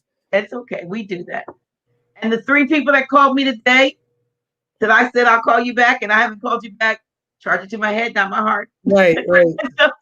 But I pointed to the wrong thing, but head, not heart. I will get back to you. Oh, let me just do a little public service announcement. While since I have some attention, some of you regulars, Brand Chic, I'm going to be busy on Friday, so we are not going to have a class on Friday, but we're going to do it on Thursday. So I'm going to put the announcement out. But Friday's class is moved up a day to Thursday because it's been like 2 weeks or 3 weeks since he's been on. So we definitely didn't want to cancel it, altogether. But we're pushing it up a day. So instead of Fridays, the class is going to be on Thursday. Just wanted to get that in before I forget to say that. Anyway, I'm looking. There's so many things going on in the chat room that probably have little to none to do with what we're talking about. You know how they come in and there's like a community in the chat room. Mm-hmm. But if there's anyone who has any questions for Abundance Child, please write it in the chat, and I'll be able to. I guess you can see them too, right? I just realized, I was like, wow, it's a lot of chat. I missed it. But yeah, I just saw it. They're talking about a lot of stuff. But I don't know how I used to do this and talk and be at the same time and playing music. I'm like, what the? It's too much. They're like, no, I'm used to it. They're like, to me, like office hours and House of Reawakening Minds, the Friday, is a place for them to come and gather. It's like Drop Squad Kitchen. They're at the kitchen. They're at the house, and they're chilling, and they're greeting and meeting each other and talking about whatever things. And I'm cool with that, as long as they're respecting the chat. It doesn't always happen like that. Sometimes folks get off, and I have a couple of at least one. Sam Banjo tries to police the chat for me, but just as long as it's respectful, I know that some folks are going to have to go back and listen, when there's nobody on there for them to talk to, and they can just listen, because I think that a lot of things have been said with regard to how one goes from being when I look at your story, let me put it in a nutshell, and you tell me whether or not this is correct. Going from being a very privileged young woman, growing up unlike most, melanated young men and women in this city did, from going from there and then having the culture shock and also the enlightenment of Atlanta and all of the different things that make us who we are.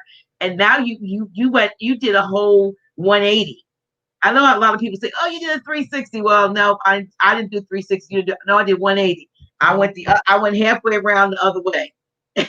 But if you do a 360, that means you came right back to where you started. You didn't do that. So you do a 180, and you did a 180, And but it was important. It was necessary because you have impacted many, many, many lives, along the way. You're taking the I'm chilling approach now. But when I met you, you were full speed ahead. You were like, you had stuff going like that, and so I'm inspired that maybe that's what's happening to me too, a little bit. That I'm chilling. Like I'm trying to figure out where's my next vacation going to be because I need to chill some more. You know what I mean? It's important to extend one's quality of life and all of that. You can't do everything. You can't be everything to everybody all the time. It's like put the mask on your damn self first before you try to save somebody else when when the oxygen light comes on in the plane and you're trying to save everybody else. You got to save you first. And you got to recognize when there's a stress, when the stress has come, you know what I mean? And you have to do something to regroup. And I'm glad that you were able to do that. I'm glad that you've been able to do that. Although, and somebody says my child is grown, but your children are grown. I was looking, there's some questions. No fried whiting. Majority of people say that our fish list is way better than whiting. I could say the same for myself. Number two, will she ever do a cookbook? Probably not. Like, that's not my thing. Cooking was my hustle. That's what I did to get the fiat currency so that I could become independent, get out of my mama's house, stuff like that. Like, that's not really my thing. That's why I retired. It's a gift though. I understand that. So I have a group called Unapologetically Healthy. Like I don't need to do a cookbook because I've been giving away the recipes forever. I had a whole Fresh Vegan Soul page that nobody really paid attention to. I always tell people that I have that. And like everything I make, I've given the recipe out somewhere. So I'm not inclined to do a cookbook. It's just at this point, a lot of my recipes that I feel like are the best recipes are intellectual property of Ancestral Kitchen. And that's for my children. You know what I mean? And for the people who are families. Don't ever stop making that hot dog. Those are actually the ribs too, That's why I told them, well, for you, we're going to keep them because the hot dogs are actually our ribs. We just put jerk and barbecue sauce on it. Yeah. But one day I was eating a rib and I made a mistake and has some mustard. Like, you know how you make the barbecue sauce, we put mustard in it, right? To make it. And I was like, oh my God. I was like, Nana, taste this. What does this taste like? She was like, a hot dog. I said, I can't believe this. Like, our ribs are our hot dogs. Okay, so that's why we're gonna have hot dogs. The other question was, is the school for only children? No. That's what I was saying. I did a naming ceremony. And the only reason I was able to do the naming ceremony for the babies because the parents were in my school. So they knew to get a naming ceremony because they're students in the school. And then somebody wanted to know if we grow our own food. My sister has a farm and she grows the food for Drop Squad Kitchen. Yeah. That's good to know. But even if they go to one more thing. I can't farm because like I said, I'm initiated and part of the Odu for my own initiation is I can't farm. So I would always have to have a contract with people who farm. So therefore my sister, she goes all the food for Drop Squad Kitchen. Someone says, I wish there was a school I knew about when my child was smaller. Is there a school for adults? You just said. I just said this for adults. It's for adults too. So if you were adults, actually, the school is really the school is really more for adults because we encourage people to be teaching their children. So all the adults, they're welcome to be teaching their children. I teach the children that are around me because they're around me, and that's what we should be doing as people. You know what I mean? Like that's why we have to have public schools is because we're not having our own schools. The reason why we have to have a driver's license because we don't have our own. The reason we have social securities and birth certificates because we don't have our own. We don't trust ourselves. We go to everybody else's, hospitals and institutions. We want to take their vaccinations. We want to eat their GMO food. We don't even want to have gardens, all that kind of stuff. So we just kind of was just like, we're not doing that. We're not going to talk about it. We're going to be about it. Drop Squad Kitchen is for trade. Unapologetically Healthy is for free. It's for share, and that's where the recipes are. That's why I don't need a book because I'm not hurting for finance. So you can get the stuff for free over there. Also, I teach classes. I do homeschool. You can use that same number for homeschool. I will come to your house and teach you how to make anything. It's you gonna pay, but it's homeschool, and I'll spend the whole day with you because I love doing that kind of stuff.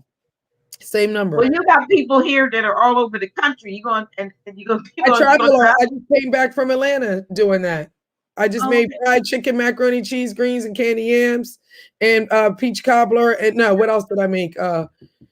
They wanted a red rice, so I made like a jollof rice, and I taught them how to make that. We went shopping. We got everything. It's called homeschool because I like to travel, so I'm like, I'll come to you. Well, when my new kitchen is in, you can travel around, down here. You can come down. You can come down when I get my new kitchen with my what do you call that thing? I haven't had one. I'm not the same person I used to be, so I'm very, very private. There is a website, but after you and I have had several conversations, that's when you will get access to my family, because our homeschool is really, remember I said everything I do is my family, and I incorporated it. So as people come in and they show themselves in alignment with our family, then you could be in the class where my daughters are and my husband is, which a lot of people don't know about. So yeah, that's like, it's private. It's really private. So we don't do like the whole website for services anymore. If you know, like the only one that is for trade is Drop Squad Kitchen. Remember, everything I do is in ministry. So and Drop Squad Kitchen is dropsquadkitchen.com. Yes. Yeah. And I only have that up so you can go there and order food on the website. Like to come in and like place your order and then come in and get it. But everything else, I really am private side. We use the public to get what we need so that we can have the lifestyle that we really want on the private. You know what I mean? And that's what I was saying, loving myself enough, Sister Naila, to actually realize that and be okay with it.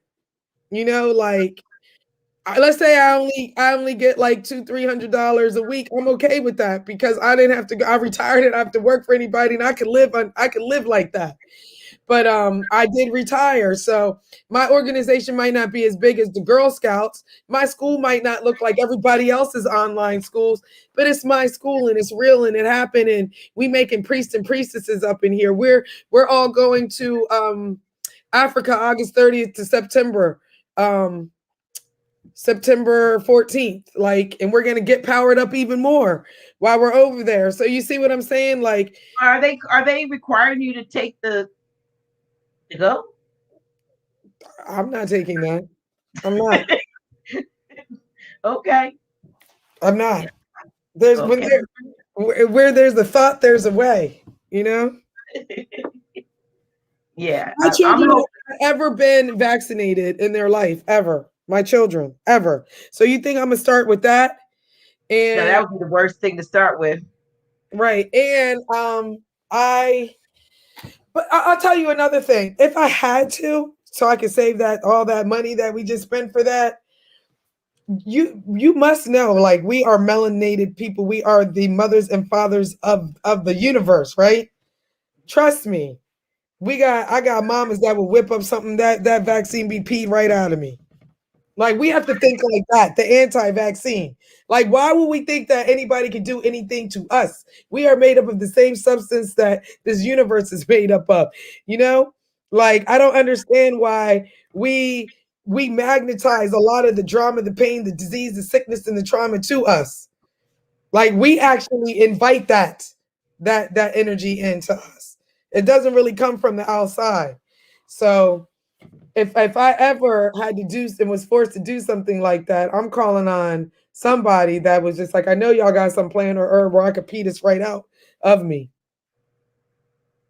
I mean, that's the kind of people I roll with. I can't speak for everybody else, but we rolling with, we just started Drop Squad Kitchen and we're top 5 vegan. Well, you didn't just start. You've been around for how many years? Not no 20, 30 years like these other people that didn't even make that list. You know what I'm saying? That's a lot of prayer. That's a lot of confidence. That's a lot of ashe. That's a lot of work, is what I'm trying to say.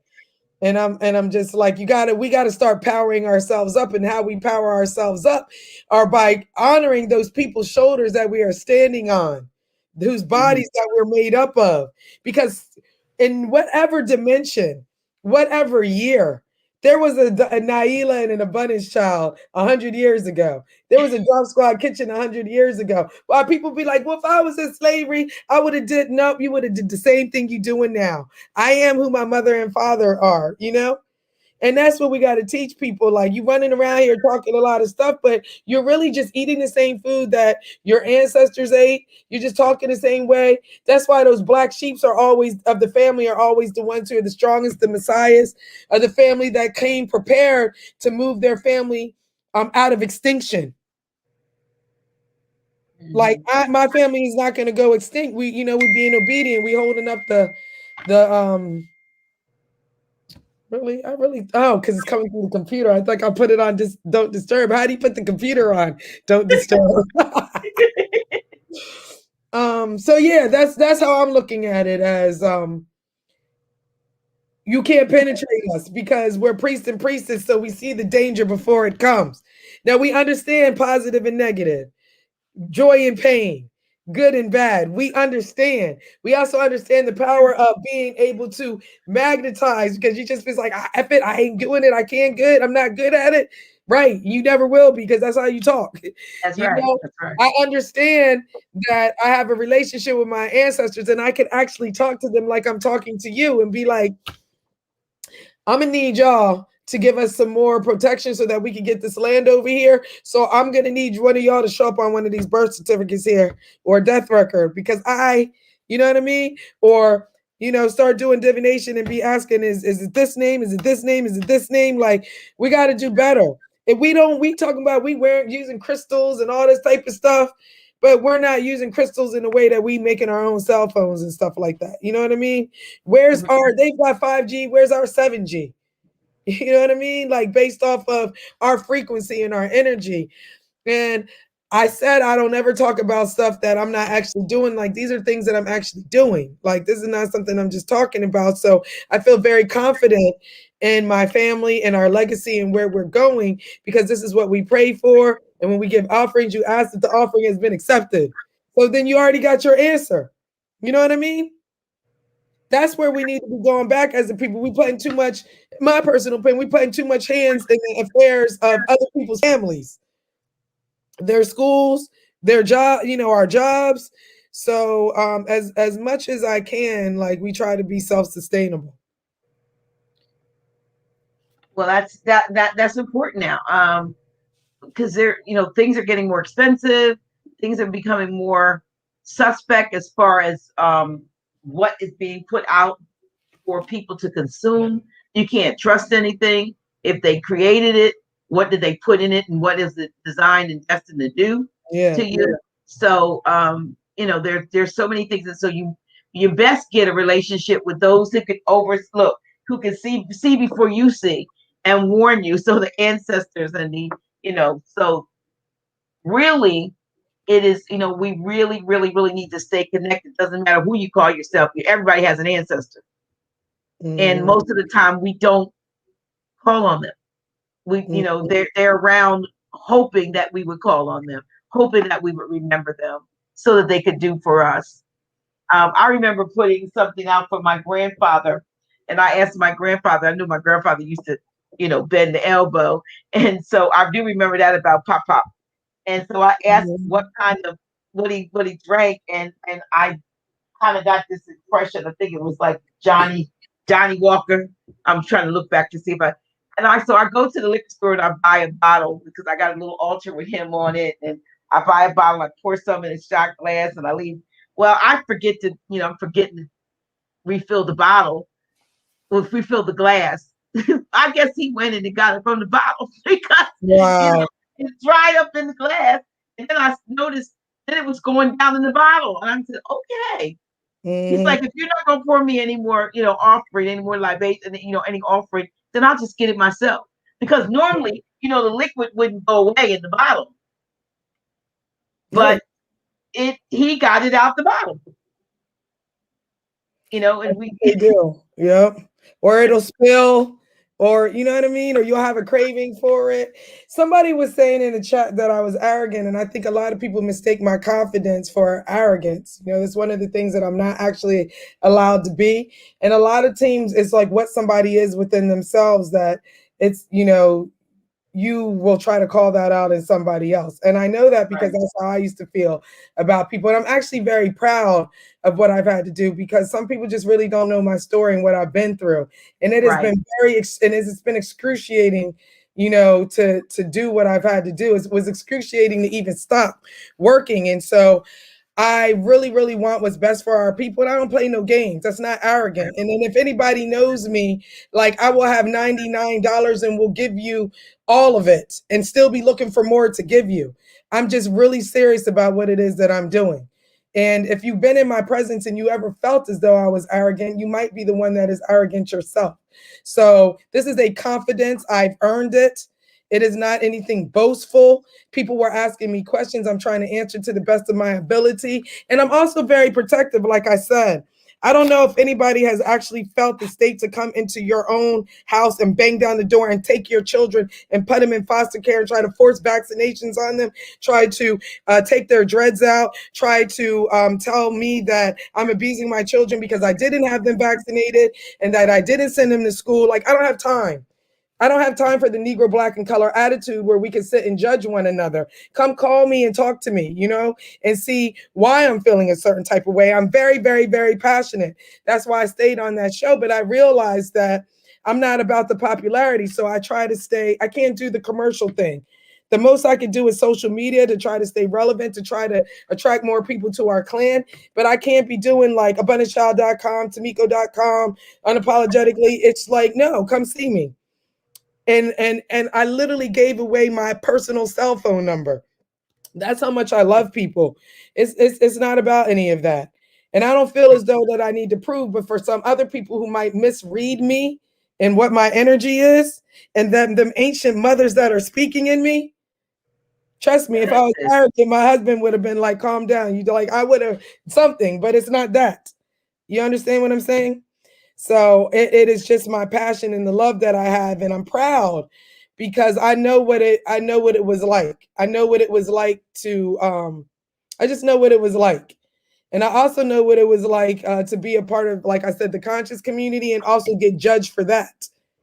And having to try to pull back and be like, you know, we don't want to name names, but people, if they see somebody in your store and they're worrying about what it is they're doing, like, people just be making up stuff about abundance. You know what I mean? You know, I think I'm confidence. You know, confidence is sometimes mistaken for arrogance. And you are confident in who you are. And sometimes, you know, it doesn't normally happen here on the show that I get mistaken for being, you know, different. But I recently experienced that with a person, an individual who said that they had a different view of me based on an interaction that we'd had through a text message. But they came at me wrong. No, I'm not gonna say they came at me wrong. It came at me harsh. And I'm a writer. And you know what they say, the pen is so the pen is lighter than the sword.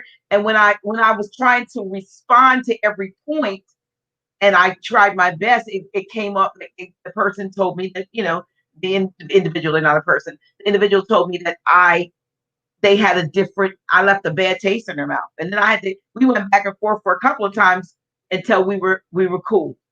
Because, you know, and they had to admit that they were harsh too. So you can't come at me like that. And I'm not little namsy pamsy person. I might appear to be, but don't let me sit down and start writing, because everything will come out, and it'll come out and you'll feel it. My words are power, and my words cut like a knife. And so I wrote a poem about that. So I'm just saying, but it's not who I am. And so I have to say to them, I am the very same person that you see when you're watching the shows, but I'm responding to the energy that you gave me. Right. You know what I mean? And so, you know, I'm used to a lot of projections based off of who people really are. They will project that, even when I was at Drop Squad Kitchen. But I've also learned a lot. Like, I used to stand up for myself a lot at Drop Squad Kitchen. I would get with anybody that write a review. I don't even care anymore. Like, I don't respond to reviews. I don't respond to any of that type of stuff, because we know that we really are doing our best, and we're a family, and we're not the regular business model. But, we've grown and we have elevated a lot. And I can't tell you how many people, even Sister Ebony who lives with me, she was just like, I didn't know you like I know you. Like, you just the sweetest thing, like there's not any arrogance in you at all. Like, anybody who knows me just knows I fight. And I'm a protector of what it is that I love, which is my nationality, my birthright, my family, and my money. I used to be one of those people that felt like that wasn't important. And now I really do enjoy, being able to share that space that you were in with my family reunion. And I'm like, listen, y'all, let's save and let's do this for our family reunion. I like being able to see a new restaurant pop up and just be like, let's go to Florida and check it out. I don't want to not ever be able to have anything that I earned or I deserved in this life. You know what I mean? And we take too much stuff, especially those so-called African Americans. Us over here, we front and we purport like we really hard and bad about it, but it's not showing up in our religion, which is the way we talk, the way that we think, in the daily things that we do. So I think there's a consciousness about us that really wants to move forward and evolve in a sovereign kind of way. But I just feel like everybody's not going to make it. And I'm just not going to be one of those people. And it's like, go hard or go home. And I reserve that softness and all of that type of stuff. Like, when I'm home, where I'm cooking and I'm cleaning, I'm doing, the bonfires, you healing people. I got it. Like, one of the services that I do here, and you might like this, is I'm very good with water. So I provide a lot of spiritual baths for people, things like that. And yeah. So yeah, well, I think you have mellowed in your over the years. Yeah, I really do. I think you've mellowed, but I know where it comes from, because for instance, I was saying to Grand Chic, I think it was today we were talking, and I said, I've come to the point where I realized that, and over this last year and a half of what's been going on, I said I realized what's more important, and a lot of things that I thought were important before this, they don't matter. It's not because of sense of loss, but it gave me a chance to look at my indulgences and my, the things that I thought, things I thought were important. They're not important to me anymore. Yeah. There's other things, life is important, and, fresh air is important, and, getting my house to be like, wow, so I can just chill here. I don't care what's going on out there. Right. I'm the same way. Hey, where's your moon at? Uh-huh. Where's Capricorn. Your moon?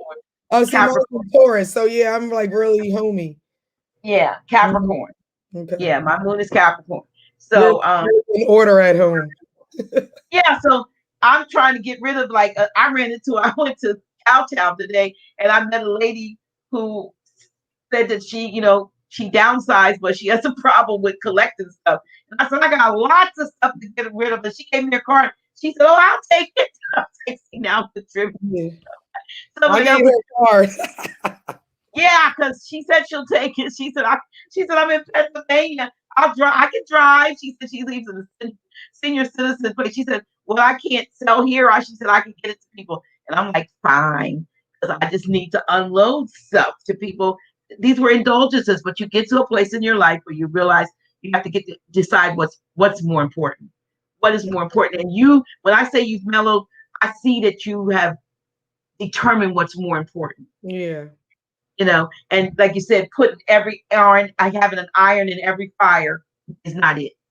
And when you don't love yourself and you come from a place of abuse and things like that, and from the people who you never thought that it would come from, which is your own people. Like, I always say that outside of the system, like, so-called Black people have treated me worse than anybody. The conscious community treated me worse than anybody. I don't receive, like, the messages that I see and hear. The people, like Europeans that are like skinheads and stuff like that, don't even talk like that, So I'm just kind of like, I have definitely, I don't care like I used to care about, external certain things. And I don't seek as much validation. I'm not saying that I don't do that, but I don't do it as much. And then you see this correction in here, though. I want you to see this, though. The person says that was a typographical error. I just seeing it. Apologies. I was trying to write awesome. That's beautiful. Give thanks. It really did disturb me. I was really like, where am I? You know? And then the person was like, and I met her. I was like, so I wanted you to see that, because a lot of times, you know, and like I said, and I know how, like when I told you I had the interaction with that individual, and they, you know, when we got it straight, it was fine. But before that, it hurt me. I was like, it kept coming in my head. I'm like, yeah, I'm not a mean person. I mean, right. I match energy for energy, but I'm not mean. Yes. Yes. So you came at me this way, I came at you this way. Water always tries to find a place, and like my rising, like my communication and all that is just, it's just too much. A lot of people rising? Gemini. So that's why, you know, I'm sad. anything I write or say. Yes. But my Mercury is actually in Pisces though. But the thing is, the mellow has also come from loving myself and not allowing certain things, you know, like just really caring about myself, and where I didn't know that I didn't care before. So the parts that were arrogant, I could admit that in the past, like the one things that I was trying to hold on to that I knew was real and wasn't fraudulent, I'd be arrogant about that. But that's not going to show up in a forum like this. It'll show up in like, my food is better than yours type of thing. Because I, you know what I mean? Like that. I had to learn to stop doing that. Like there's always somebody better, right? Just like I haven't met them. But because I was so pushed into other ways, you know how to be like this. But anything that I knew I was an authority on, like, oh man, you wouldn't be able to tell me nothing on more science back in the day. You know what I mean? Because it was just like I couldn't really beat anybody who could outspeak me or anything. For example, you don't start out in the community, like my entry into the community was Taj Sharik Bey putting me on stage and in Harlem, like I won. I'm like brushing my shoulders off. You know what I'm saying? Like you just came out winning. So but then when, like I said, that's not really important. But when you come from a place of abuse and stuff like that, and you need attention and you feel abandoned and everybody's just like abundance, right? Like at one point, that's what served me. When I realized like I don't like it. I don't want too many people calling me. I feel like a fraud because I really can't help you. I can help myself, but I really can't help you. Like I'm not doing paperwork. Because that was another thing, Tosh. I keep calling him Tosh, but Grant Sheet was just like doing the paperwork. He's out here giving stuff for free. I was out here charging people. You know what I mean? So what I'm saying is like you the more you love yourself, the more you learn about certain things. Popularity is not important. If I was interested in being popular, I would be trying to have shows and have numbers and have likes. I just want, if something was to happen to me tomorrow, to know that Drop Squad Kitchen will still exist at the very least, so that my children don't have to work for somebody else. Okay, like to make sure that this house that we have right here, that they can keep up the mortgage and the taxes, so that they have enough income that if I happen to go before my mom, that they can take care of my mom. That kind of stuff. That they know who they are, that they know that we actually have real shrines, which are real beings and energy, that they can go to those shrines and get, like, there's some things that real humans can't help you with, but that God can help us with. And that I want them to know how to have those formulas. So that's what I'm about right now. And the more the merry. It's like, who else wants to learn Orisha? You know what I mean? Like, who else wants to learn ancestors? You know, and look, your number's been up here. Mm-hmm. Yes, your number's been up here the whole time. So, yeah, like it's going off. My phone is going off. Pay attention to the fact that it says text. It doesn't say call. It says text Abundancechild. It doesn't say call. When I put, speaking of, you know, people not paying attention to, you know, some of the things that we say, a lot of people, we have this USB drive that folks, a study drive, but I just updated it yesterday again. So I shouldn't even said that, because some people got theirs last week and I added about 15 documents because I just got them. But here's the thing. there's a few people, and I hope you see this, although I'm not sure that the Friday people see my Tuesday shows, but a couple of you have sent orders in via Cash App and did not follow instructions, which means send me a picture, a screenshot text me rather, and give me your appellation and address. I don't know where to send it to when you send Cash App. Cash App doesn't allow you to put all that information in. Sure don't. People have sent me, and the reason why you haven't gotten your flash drive is because I don't know who you are. So if you haven't gotten your flash drive and you paid via Cash App, maybe you need to take a screenshot of that and text me your address, so that I can and who you are, so that I can send it to you. There's maybe about 3 or 4 or 5 standing out like that right now, and I want to make sure I get it to. But it has been updated, and anything that went out as of yesterday is got some awesome additional information on it. But we just keep trying to make it better and better. Whenever I get more information that I think would be of importance, I put it on there. You know what I mean? So it just depends on when you get your order. So we've got a second update, but I would not run out and order another one if you just got yours. You'll live without those documents. But it's 10 o'clock, Sister. I'm going to let you go. Listen, what was that? I wanted to just tell people that we have as much time as we want. Oh, okay.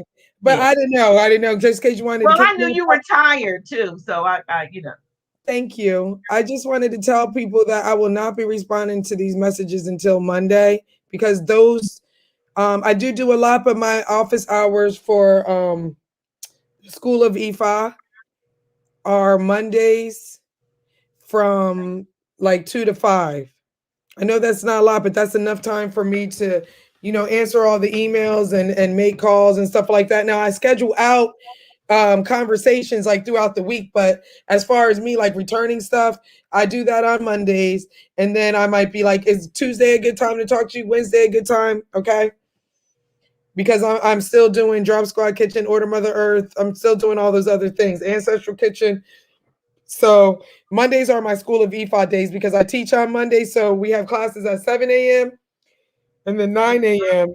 And then around 12 o'clock to like 5 o'clock, I try to answer all my messages, and then I schedule out for the week. But only on Mondays do I answer all these calls. Okay, yeah, because you're probably getting those texts already. Because that's what I was saying. So if they're listening still, I'm just letting them know that I will respond, but expect to hear from me on Monday. By Monday, I'm going to ask them like, when's the best time to talk? That's good. That's good. Well, that's good. Well, listen, also, just like I said, reminder, Friday's class is moved a day up to Thursday. I will put the promo up tomorrow because I didn't get it up today, but Thursday will be the Friday class, and just because we were going to cancel it all together. But this has been absolutely, okay, yeah. And one other thing, I just want to remind you all, I'm still trying to get my new channel up and running. There it is. I want you to subscribe to Dr. G is official. And I just wanted to talk. This new channel, Abundancechild, is more for the esoteric. You know what I mean? So I want to. It's not going to be about more. Well, it is more esoteric. Is more science, but it is more science. But it's going to be. It's not going to be like nationality and birthright. It's going to be more esoteric. So that's why I'm trying to get this other channel up. We can't help ourselves. Pisces, I said we can't help ourselves. We're always creating. But especially the esoteric piece is what I'm saying. It's that deep water that a lot of people, that mystery that a lot of people will never ever be able to get. Well, Dr. G is official is where I'm looking to do some other things, and I don't want to mess up this channel at all, or this particular House of Reawakening Minds, which of course is my baby too. But I may, once I get the numbers up so that I can go live on the new channel, I would probably do office hours with Dr. G over there too, and anything that's more like more science, more nationality, directly more nationality, or I'll leave it over here. But so I think I'm halfway to the place. this is crazy that they want you to have 1,000 subscribers before you can go live. But I'm grateful to get a 500 with no content. You know, Yeah, yeah. So I appreciate y'all. But if you have not gone over there, please do so that we can get this thing started. Oh yeah. So I'm like, you Doctor. have my channel. I don't use it. I just looked at it. I don't even use my channel. It's 2.14K subscribers. You can have this one. Well, thank you, Todd. Change the name, right? Huh? You just gotta change the name, right? Well, the name I got the channel already up. It's called Dr. G's Official, which is my brand.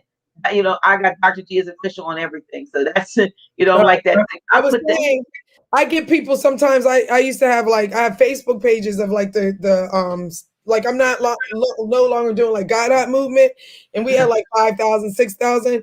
So I just gave it to somebody, had them change the name. If they started out with all the subscribers, I was saying, I don't use YouTube. You can't have it. Just change the name. You know what I mean? And then change the email. Well, El Banjo, I know you've been subscribed for 2 weeks. I got to get 1,000, so you can make 500 more people. I know that's right. Subscribe.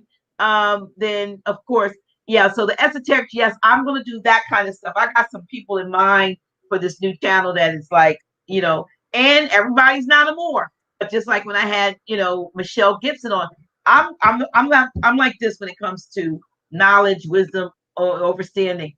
I don't care about the package. I care about the content. That's how I am. So I want somebody coming bringing me truth, bringing me enlightenment. I mean, and yeah. So listen, please go over there and subscribe to that channel. Tell your children and your mama and everybody else. Look, subscribe. Once I hit 1,000, I'm going live. I'm going live. But I appreciate those of you who have already subscribed. And let me see if there's anything else I want to say to y'all. Oh yeah, I was getting ready to say this. Pendulum Mondays. Dr. Botanica wrote in the chat, Pendulum Mondays. That's one of the things. I think I spent an hour and a half with him yesterday doing pendulum. I do the pendulum. I mean, some people do the tarot cards. Well, I do pendulum. And so we talked about putting that on the new channel where I'll do a thing on Mondays where I will do question and answers using the pendulum. And we're going to call it Pendulum Mondays. So that's one of the things that I'm looking to do that should be very exciting. So again, Abundance, are you reading text messages? No, I was just looking at all these messages, but I was just like, she's really about to do some divination online. Who is? You, Pendulum. Oh, I love doing the pendulum. I love the pendulum. So yes, I was looking at the text messages. Yeah, I have my phone on mute right now, and I do that because especially when I put stuff out about the flash drive, so like I got all kinds of. See, here's one of my pendulums. That's the wooden one. So, but yeah, Pendulum Mondays, and I'll be able to answer. No, we'll be able to answer. I won't. We'll be able to answer your questions, but I got 4 different pendulums that I use, and sometimes yesterday I'm holding 2 pendulums with 2 different things on them, and asking the question, and they're going to the same thing together, and I'm like, whoa, so in fact, does this pendulum thing really work? You have to ask it. Is it true? Now watch this. It's telling me yes. Look at that. Get excited. You see that? Then it gets really excited. Oh my gosh. And I show people, like I said, my hand is still. Look at it. It's starting to go like a whirly bird. Pendulum Mondays, y'all. I love it. You see it? I was going crazy. Stop. But anyway, this has been awesome. This has been absolutely awesome. Dr. Botanica says, can't wait to travel to Delaware to taste the Drop Squad kitchen essence. I saw. That's wow.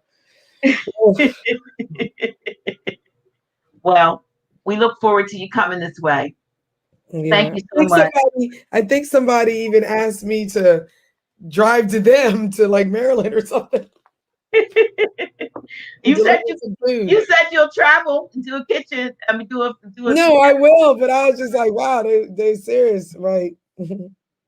I like it because I will be like, I'm gonna just keep on going to Virginia Beach. You know what I mean? I always like to go somewhere because it gives me something to do. Because I can get out. Right. So yeah, but you know what? What I'd love to do maybe is like a kitchen, a kitchen show maybe. One time, like I said, my new. Oh my gosh! No, you're always trying to get me to do a kitchen show. Well, come get my new kitchen. I'm having my new kitchen put in June, so they push back my cabinet delivery till the 29th. But I'm gonna have a what do you call that thing? Island. Okay. An L-shaped island. I'll do it, but I'll just be like, oh, the cooking thing. It's just like we're gonna cook some. Listen, she has the best mac and cheese that's not cheese and not, but the hot dog that's not a hot dog. When Mia and Antonio were they came up from DC and they called me and said, "Is there any place that I can we can get some vegan food?" I sent them over there. They brought me back a hot dog and I'm hooked. I always had the other stuff that you cook, but I didn't know. The raw earth. Yes. The steak on it. What was that one? You used to like the salad with the V steak on it. Yeah. You're right. And I mean, she actually makes ribs, y'all, that are not ribs. Because I think, did you use the sugar thing to make the bone? Some people use the burdock root. I used to use pretzel sticks. Pretzel sticks. Yeah, they get soft, so I use burdock root now. Oh, to be the bone. Mm-hmm. So that's doubly healthy. Mm-hmm. I make pork chops. Now, yeah, I be doing all types of stuff. I make pork chops. You make a vegan pork chop? Yeah, I posted it. You gotta see the picture. I gotta send you the picture. You're gonna be like, what the? You made a pork. This woman is so creative when it comes to making something that's vegan look like something that you used to eat that you shouldn't eat anymore, but now you can, but it's vegan. Bro, this is an exclusive for your show. That's why I don't want to do a cookbook, and that's why I don't like doing cooking shows, because I feel like people will find out I'm a fraud, because I literally get these downloads, and my ancestors kind of be telling me like, use eggplant as a shape for the pork chop. And then stick the, you know what I mean? Like I literally be getting put a burdock root up in it and turn it into the bone. And I don't have I don't have any formal culinary training or anything. And I'm just like, I just say I don't like for people to talk about me. So I'd rather just stay in my own lane. We have the stuff that we know tastes good and like it, but that's one of the reasons. It's like I know myself. And I said, it's okay for me. This is why you know yourself, you love yourself. It's okay for you to be accepting that I don't really like a whole lot of attention.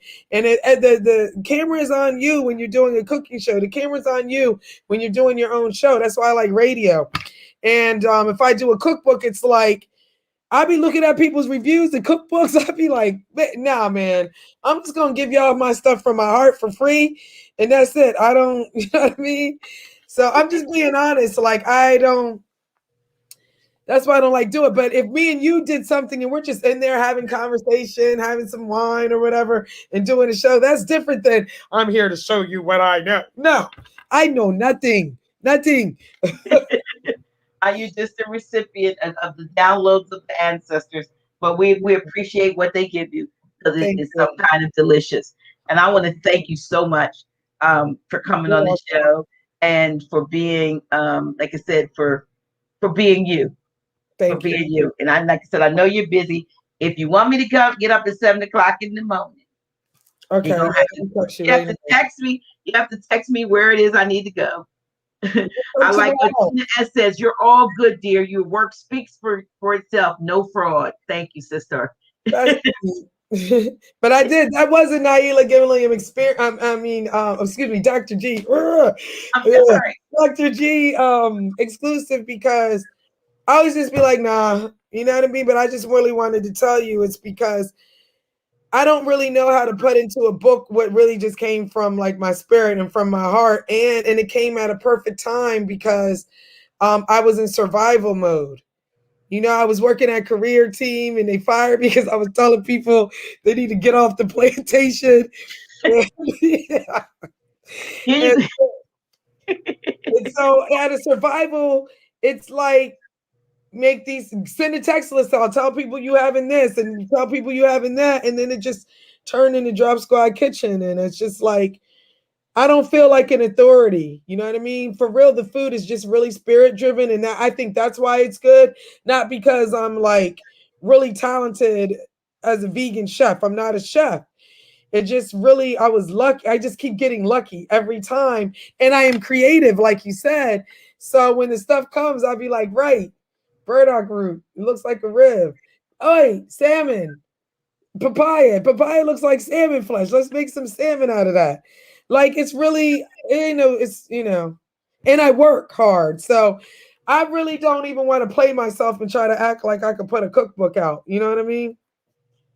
Yeah, because you're a designer, creative chef. Yeah. Abundance El Banjo says, can you send me some vegan ribs? Amazon next day deliver. I'll pay with federal notes. When I get back to all y'all calls on Monday, I'm gonna discuss it. I'm gonna I looked at all the messages, so I may do it before Monday, just because you were on Dr. G's show. But I really try to keep myself sane because everybody has my text number now. Like I do this every time. So I did it too. I put my number out there and they don't let me rest. So I do have a personal phone, but I don't like carrying two phones. It's annoying. So I always use just the same one. Like the other one is dead. I don't know where it's like. I don't even know what bag it's in. But really, I'm getting better because Pisces, we could be all over the place. So I'm getting better with the organization. Like, no, really, Mondays are the days that it's best to do stuff on Mondays and Tuesdays, the beginning of the week. You might have got stuff over the weekend. So that's like, I know this is whack. It's like the only time I look at my emails is like on a Monday or Tuesday. I hate email. I like text messages better than email. Me too. Because I normally have the phone, but I don't think, so when people send a lot of emails, a lot of times they don't get read because I don't see them. And then when I go in there, it's so many, I can't see them. I'm like, I can't go through all of this. It's overwhelming. And if you're like me, I'm an empath, so I feel a lot of stuff. I can feel when people be like, abundance, I need it. And I just be like, I can't. And then it goes into the procrastination thing. So I found out it's best for me to just come up with a schedule. I answer emails and all that kind of stuff on Mondays. If it's a lot, Tuesdays. And then that means I can take Wednesday off. Because I got yoga at 7 o'clock in the morning, you know what I mean? So I can do more personal things. And then Thursdays is when I handle all my business for Drop Squad Kitchen. And Friday is kind of like another day off. But like I'm doing a lot of shopping, and then I do Soul Food Saturdays on Saturday. And then Sunday I'm completely off. And every other Sunday I do the like when we do the shrine work, the people come and we do it together, and I'm teaching and we're cooking and having a great time. So that literally is my weekly schedule. Do you teach them how to create altars and shrines and so forth? I teach them how to do rituals for themselves. Like I said, I just teach what I have experience in, and I'm also in my own training. Yeah. I'm definitely being trained. So I don't teach any of like my EFI stuff because, excuse me, I'm still training. Like I don't do EFI readings because you're still training. You have to get permission before you're able to do those kind of things. So I do have permission to do certain things, but I keep that for family because, as I said, as an empath, like I hold on to a lot of people's stuff, and it hurts. Like it hurts. Some selenite. I'm gonna give you a selenite bar. I do, but it's It's the only one that I have left is the candle holder. You know what I'm talking about? It's a selenite candle holder. I got some that looks like a bar of soap. Okay. I use it to wash off, cut, So I put it in the bathroom. Is that okay? I've been putting No, because you can't get water on selenite. No, I put it in not in the bathtub. It's in a candle holder in where my bathtub is, and I put a tea light candle in, and I always set my intentions to help release like the energy in that area. No, I just use it. Crystals aren't like my thing anymore. Like I know, but selenite is really just good for breaking ties, energetic ties. All right, so yeah, I will see that selenite when you show up to yoga tomorrow, 7:00 at the address I just text you. Okay. Okay. Listen, y'all. Now we just chit chatting. So we thank you. I thank you so much for coming on the show. I know you're busy, and I know we have a mutual admiration for one another, and I'm glad we still do. You're doing poetry at the festival. Don't forget about that. Yes. Thank you for the invite. Yeah. Thank you for the invite. And the audience about it. Well, yeah, that's on Juneteenth, the 19th of June. I have a busy day that day because I'm the keynote speaker for another group in is it North Carolina? But I'm going to be doing the keynote online. Okay, I was like, wait, online. And you're like, how are you going to be at your show? But I'm going to be the keynote, and it's going to be online. So I'm grateful for that. And so I got my outfit today because I got to wear, I got to be ethnically garbed. And so so I found my outfit today for that. So I appreciate that. But anyway, thank you. Gonna let you go. We went over 20 minutes. I enjoyed myself, and I pray everybody enjoyed this. Thank you for listening, watching. And this won't be your last time. We're gonna come back because you know what? We're gonna do some stuff, especially when my kitchen gets done. Put you in my kitchen. I'll videotape you in my kitchen. Okay. I got burdock root down there. I probably have to get some more by the time. Okay. But I appreciate that. Okay. Thank you. Thank you all. Thank you for the beautiful comments. Thank you for clearing up that comment. Yeah, thank you. See how like autocorrect will put something wrong up there. I'm glad I saw that because I wouldn't want you to go to sleep with that on your mind because we take stuff. I know. I would have been like, I would have replayed this a million times and asked everybody was I? Yeah. But I'm so happy that I used to not stand up for myself. Like when I was on Abundancechild, that's why I said I've grown a lot. Like I mellowed a lot, but I've also grown a lot, But the old me would have just been cursing. Would have been like, click, delete. I appreciate you. I appreciate you. Give my love to your mama. Oh, I will. Y'all inspire me so much. Y'all have so much class. That's what I get from y'all and y'all generation and just class. Like to have so much knowledge of things and another thing that you both are very open to learning. Like when I first met you, you didn't know nothing about no Moorish, nothing. Look at you. Yeah. I'm like, what the heck? Well, to be honest, like when I first met Maxine, your mother, she was I think she worked for a little bit for the city. James for the mayor. I was his office manager for the first, melanated mayor, and Maxine came and was working there too in 1993. Yeah. That's when I came back from college looking crazy with the bald head and, you know what I mean, all this African garb and going up to the top floor. They were like, who is this? And she's like, my daughter, But I was wearing African garb in the office too then. But see, I had come from DuPont and wearing African garb. Right. But Maxine's daughter was, supposed to be first Black woman appointed to the United States Supreme Court, with the straight hair and the... And I just came back like power to the people. Well, we changed. Love you, sis. Thank you all. You're welcome. Thank you to the tribe, the kinfolk in the chat, and going over there and subscribe to Dr. Gia's official. And make sure you put it on your calendar that we're coming on Thursday at 7:30 for Grand Chic instead of Friday. Until next time. And I hope you actually absolutely, and I know you did, enjoy this, because I enjoyed having you on here. So Yeah, I know you're gonna be overwhelmed and inundated, but you can handle it. You can handle it. It's the family's about to expand. I love it. Right. And I'm gonna put this picture up, this banner, this beautiful picture of you out in front of your store, in front of the drop station on the riverfront. Look, oh wait a minute, you did it there. There you are. And we're going out with how you like my theme song? Did you hear it? No, I didn't hear it. I just heard you talking. Oh, okay. Well, we're gonna turn it up. We're gonna play it, and you're gonna be able to hear it now as we go out. Okay.